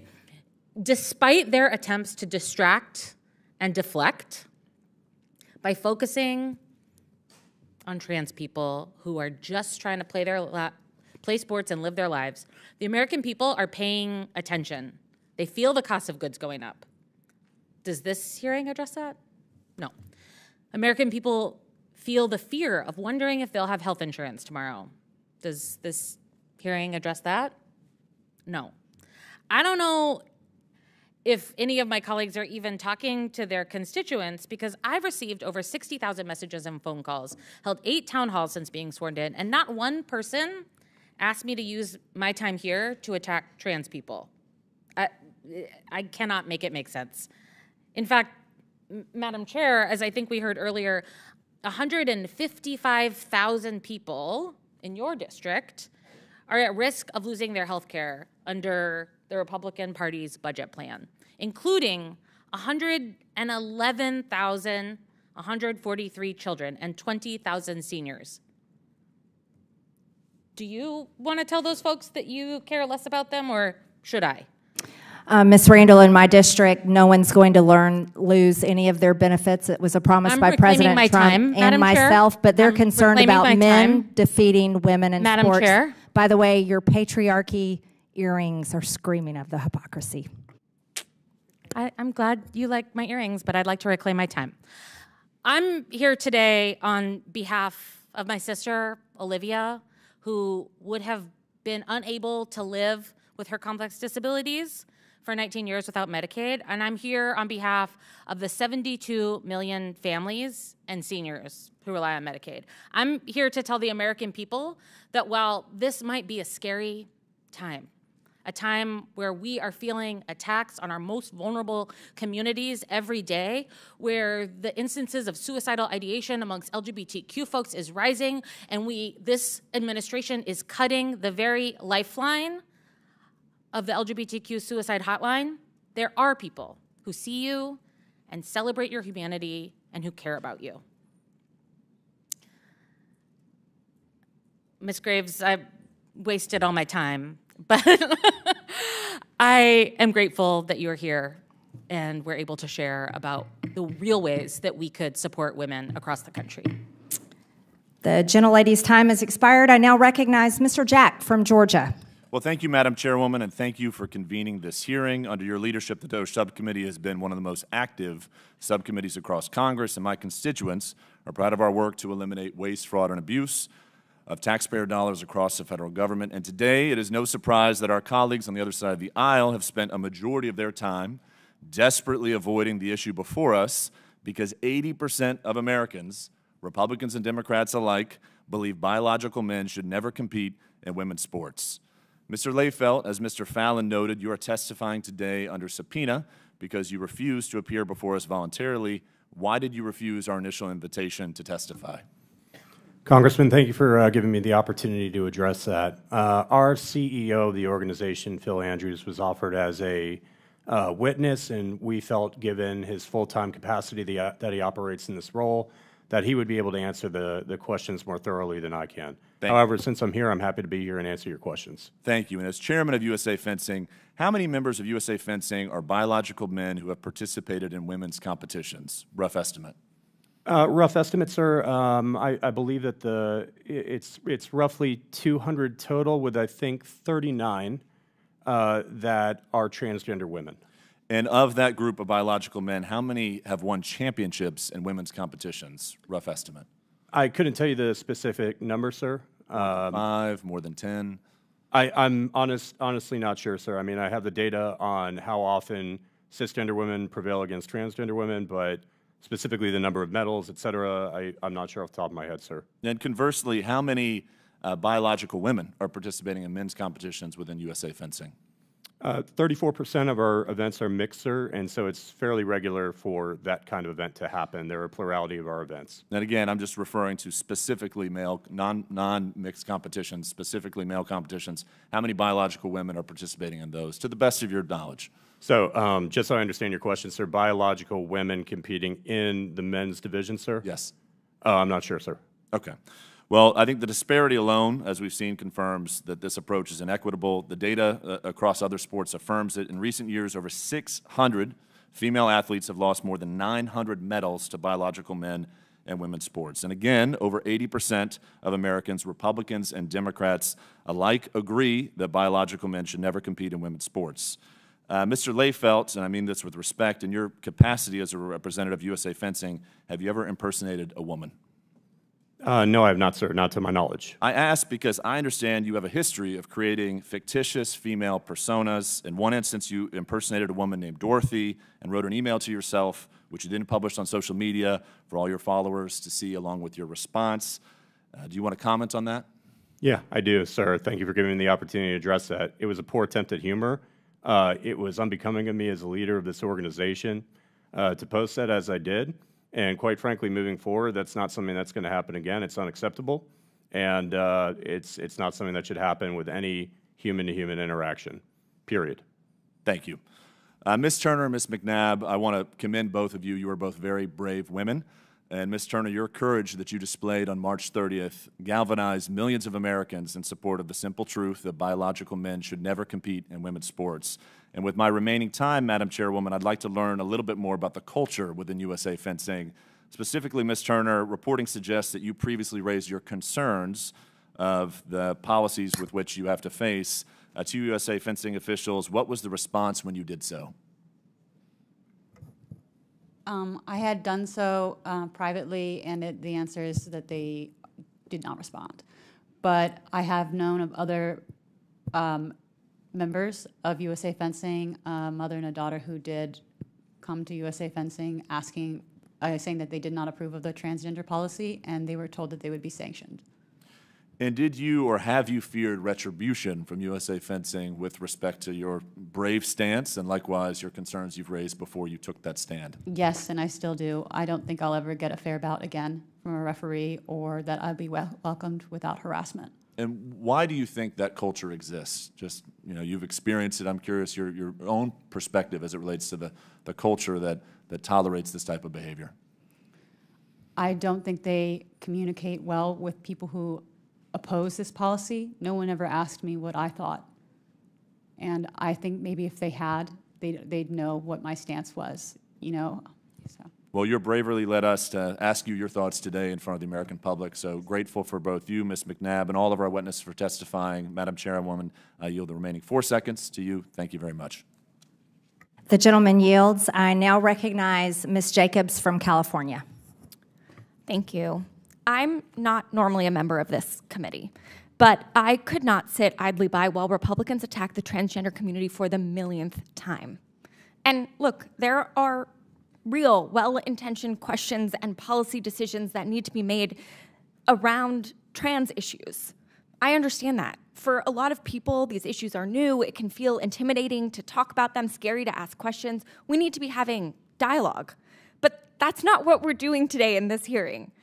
This hearing is a waste of time and neglects to provide actual oversight of the ways the Trump administration is dismantling our government and hurting women and girls. Madam Chairwoman, would it be accurate to say that you believe no one should receive gender-affirming care?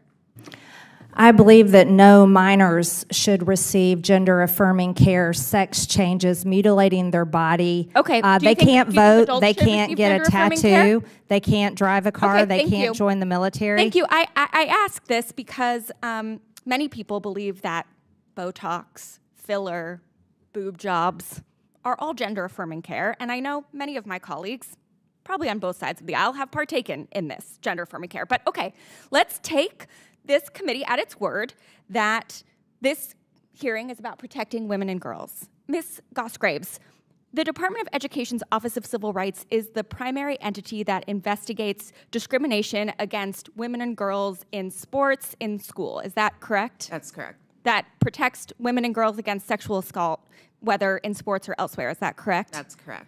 All right. Well, then would you say that getting rid of the Department of Education's Office of Civil Rights would hurt women and girls?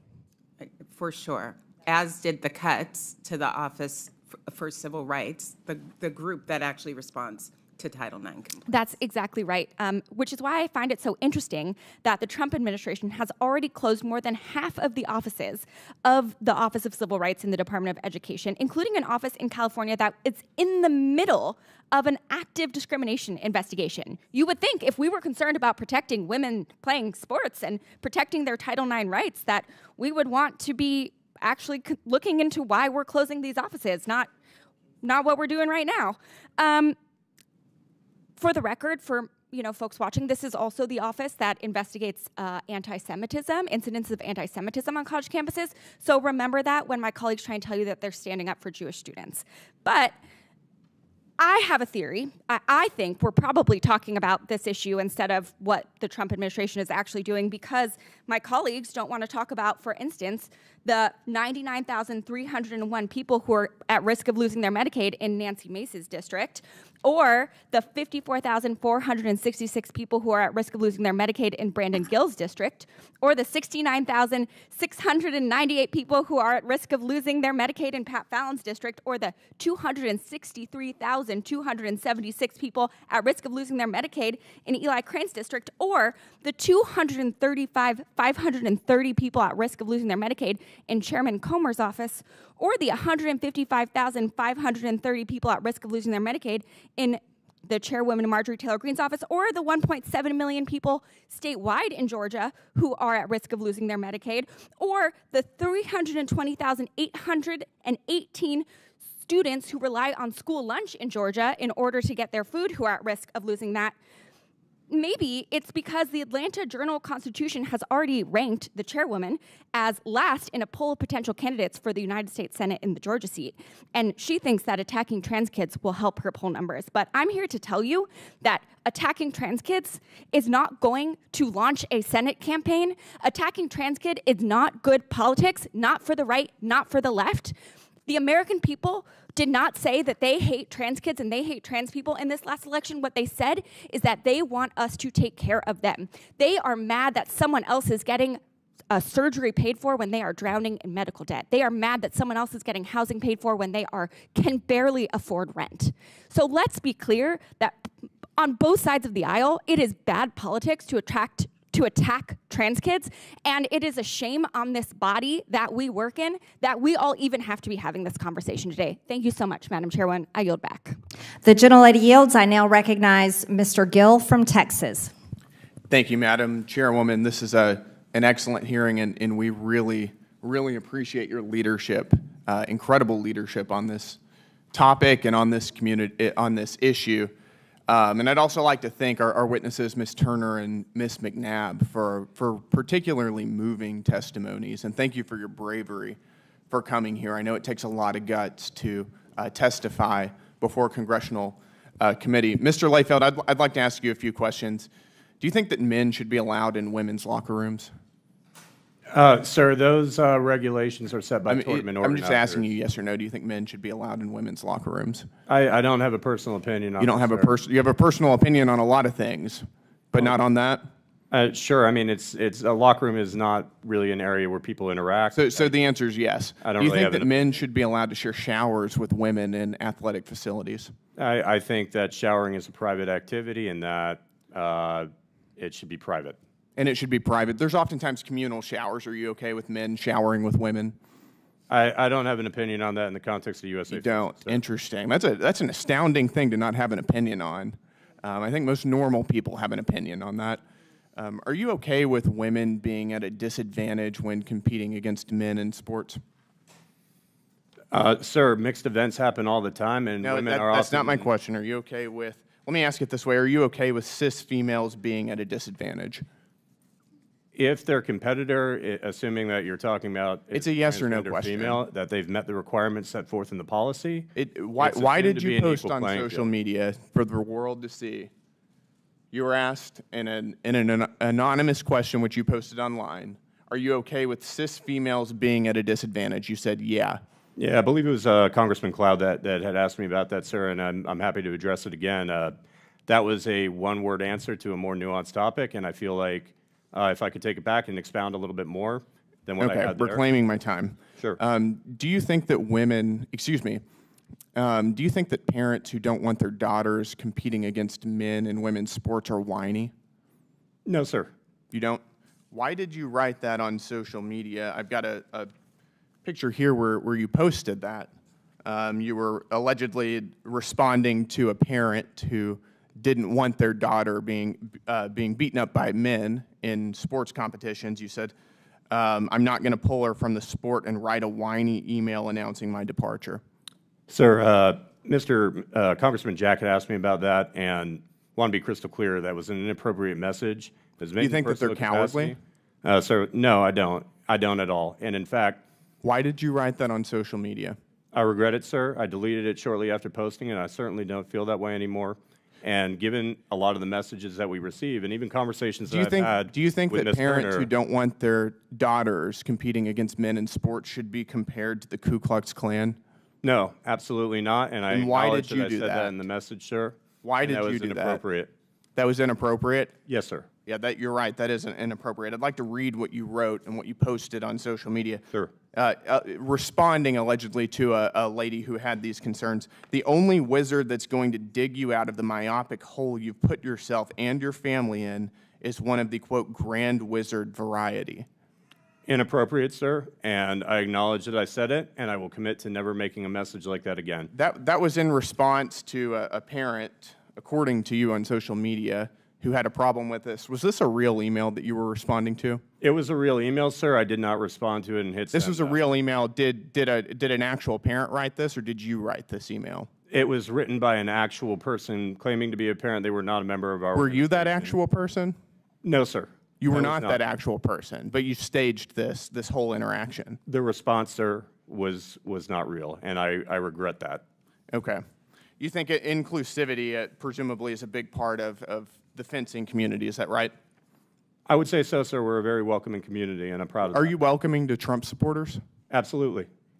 Then why did you, in your Facebook page, from the fencing coach, write, imagine being one of 71 million people dumb enough to vote re-election for a treasonous clown who's permanently banned from Twitter for inciting an insurrection, you mad MAGA bros? I acknowledge that I stated that in my personal capacity, sir. However, as chair, I have That to was acknowledge from the fencing coach. I have to acknowledge that 77 million people voted for him in re-election. That wasn't your personal capacity. That was from your capacity as, quote, the fencing coach online. Yes, Like, that is my blog, sir. That's my publication, and I acknowledge writing that. All right, my time is up. Thank you. I yield back. Wow. Okay, thank you for that, Mr. Gill. I now recognize Mr. Crane from Arizona. Thank you, Ms. Chairwoman. Thank you to the guests for showing up today. Many Americans ask me all the time, what is wrong with this country? Why does it appear that we've gone mad? And I think this subcommittee hearing is a testimony to what has actually happened. And I know I hold some beliefs that, they're my own beliefs. They're not everybody's beliefs, but I tell them all the time, this is exactly what happens when you allow God to be pushed out of everything. This is what we're seeing, because God has clearly spoken about this. In Genesis 5:2, he says, I created them male and female. And what's really going on up here in D.C. is just a microcosm of culture. We've lost our minds. We've pushed God out of everything. And it's one of the reasons why it appears that we've gone mad, and one of the reasons we have two beautiful young women here who are here to testify about how they've been abused in sports by biological men. And none of my colleagues on the other side of the aisle have asked you guys a single question. Have you noticed that? They don't care. They don't hear you. They claim to be the party of women. We got two women sitting right here, and they could care less that you're here. All they want to do is sit here and try and deflect and talk about how we're trying to bully transgender kids, and none of us are trying to do that. As a matter of fact, I feel sorry for a lot of kids that grow up with gender dysphoria. It's hard enough to grow up as it is, let alone taking that on and having to deal with that. But that's not why we're here. They don't want to acknowledge why we're here. We're here to protect young women in women's sports from biological men. Most of the men, real men that I know, who came from good families, they were raised to protect women. It's something that we're all taught to do. We have clearly failed to do that as a culture and a society, and this hearing is a testimony to that. I want to ask you, Mr. Layfield, did you grow up in a family where your parents taught you to protect women? Absolutely, sir. My parents are here with me today, and I'm proud of the lessons that they taught me. They absolutely taught me to protect women. Great, thank you. Then why aren't you doing that, Mr. Layfield? Why aren't you protecting women? Because we got two sitting right next to you who will tell you that not only are you not protecting them, but you're depriving them from participating in sports and everything that goes along with that. Why aren't you protecting women?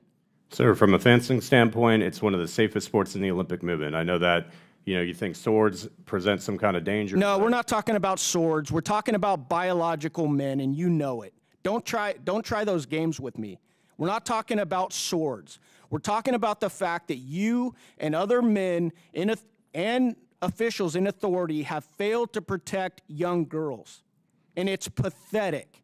It is pathetic. I'm not going to sit here and try and convince my colleagues on the other side with biology or anything like that because they're long gone. There's no study that I could show them that would convince them that what they're doing is wrong. I'm asking you, why have you not protected young girls like these two sitting right next to you? Sir, I believe we have protected young women in fencing. It's one of the safest really, hold on a sports, second. Let's ask the expert witnesses. Ms. Turner, have men like Mr. Layfield protected you? No. Are they protecting other young girls from biological men participating in sports? No, he glorifies it. Ms. McNabb, are men like Mr. Layfield protecting you and other young women participating in women's sports? Absolutely not. Do you feel safe? No. You shouldn't, because guess what? God created men and women differently, and I know that this town and many in this culture have a real problem with that, but it is a fact, okay? It's just a fact, and you guys know it. You have permanent injuries for the rest of your life. Is that correct, Ms. Knabb? That's correct, Congressman. Evil triumphs when good men and women do nothing. Not only have you done nothing to protect these young women, but you've actually sided with policies that are destructive to young women's sports. You said you have a daughter, Mr. Layfield? I do, sir. That's sad, man. That's sad that you wouldn't protect young girls from what's going on in this culture. And it's disgusting to listen to these posts that you yourself posted. I can't believe that you're still the chairman of this organization. I really can't after hearing some of those posts. Calling parents who are concerned about this type of leadership KKK members, are you serious? Shame on you, bro. I yield back. The gentleman yields. I now recognize Ms. Mace from South Carolina. Thank you, Madam Chair, and thank you for the invitation to participate in today's hearing. Ms. Goss-Graves, so-called, quote, expert in women's rights. Do you know how many years it took South Carolina to elect its first Republican woman to Congress? Well, what year did 100 years since women got the right to vote. Do you know how many years it took the Citadel, the Military College of South Carolina, to graduate its first woman? Well, 157 years. So I have a series of yes or no questions I would like to ask you based on some of your previous statements. In your opening statement today, you said trans women are women. Ms. Goss-Graves, what is a woman? So a woman is an adult female. A woman identifies as a woman, and I actually think it is. What do you consider a female? What is a female? So there are some women who were assigned. You say you're here to defend women. You say you're here to defend women, but shouldn't you be able to define one? Shouldn't you be able to define one if you're for women's rights? That's literally what I'm. Ms. Goss-Graves, do women have penises? So again, I believe that women. Democrats have gone so crazy. Women can have penises. That's not a thing. That's not biology. It's not science. And you sound like a lunatic. And the women. Should young girls just get used to penises in their locker rooms and showers? My next question: yes or no? Should little girls get used to penises in their locker rooms and showers? Yes or no? I don't know what you're talking about, but what I will say. Oh, I absolutely do. We've heard testimony today about trans women. Those are women with penises. Those aren't real women. I'm going to reclaim my time. When President Trump issued an executive order to keep men out of women's sports, thank God he did. You said it was sexist. Yes. Bullying that harms all students. Correct. Is it sexist, yes or no, to protect women from men in sports? Yes or no? If Can't you answer the want to question. protect Is it sexist women to acknowledge basic science? Men and women are Sports. built differently. Is it sexist to acknowledge science? Can't answer the question. Does forcing little girls would like to does answer forcing questions, little but you aren't girls to allowing strip me down to in front of answer men in locker questions. I don't rooms even harm girls? understand that. Does forcing little girls would to like to strip down in front of men in the locker some room reason you're harm not little girls? allowing Yes or me no? to answer Can't answer the questions. question. Does I have forcing 5 little girls to questions to ask you. shower? You've I'm going to given me reclaim no my time. You can quit opportunity. talking. These are yes or no questions. You can answer You've them or not. asked 5 And you've chosen not to questions that you answer the haven't questions had- today because you don't know how. I And know it's, I it's shameful. do know how to answer. Do you support usually drugging it and chopping requires off kids' some genitals in the name of inclusion? Is that a I- thing for you? I have to You say, get off I'm on that? so stunned. All right, when a biological by how man crushes a girl in a towards contact sport invited and witness sends her to for the ER, testimony. is that your idea of empowerment? Is that empowering women when a young man beats a girl and takes her, sends her to the ER in a contact sport? Is that empowering women? Is that what that is? Are you talking about Miss McNabb? I'm talking about thought any that was woman who gets horrific. crushed in a sport And by a I man physically actually and would has to love go to work the with ER. Miss McNabb and others. I'm going to about reclaim things my like time. concussion So, protocol. Madam and Chair, we'll ensuring show that the witness. I'm going to volleyball is safe. reclaim my I'm a time. You can former stop volleyball talking now. I'm player reclaiming. This my is time, Ms. Madam Mace's Chair. time, Ms. Gosgraves. I would like some of that time back, Madam Chair.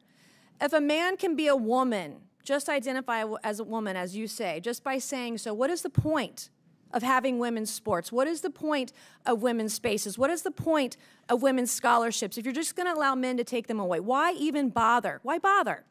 The loudest voices, I'm not asking you a question, I'm speaking. The loudest voices on the left claiming to fight for women's rights are the very first people to take them away, steal them, and tear these women down. You're the first to erase them. Mr. Liefeld, Ms. Gosgraves, you all are shameful. I didn't come here to play with an ideology hell-bent on erasing women and grooming children. That's what you all are. You're groomers.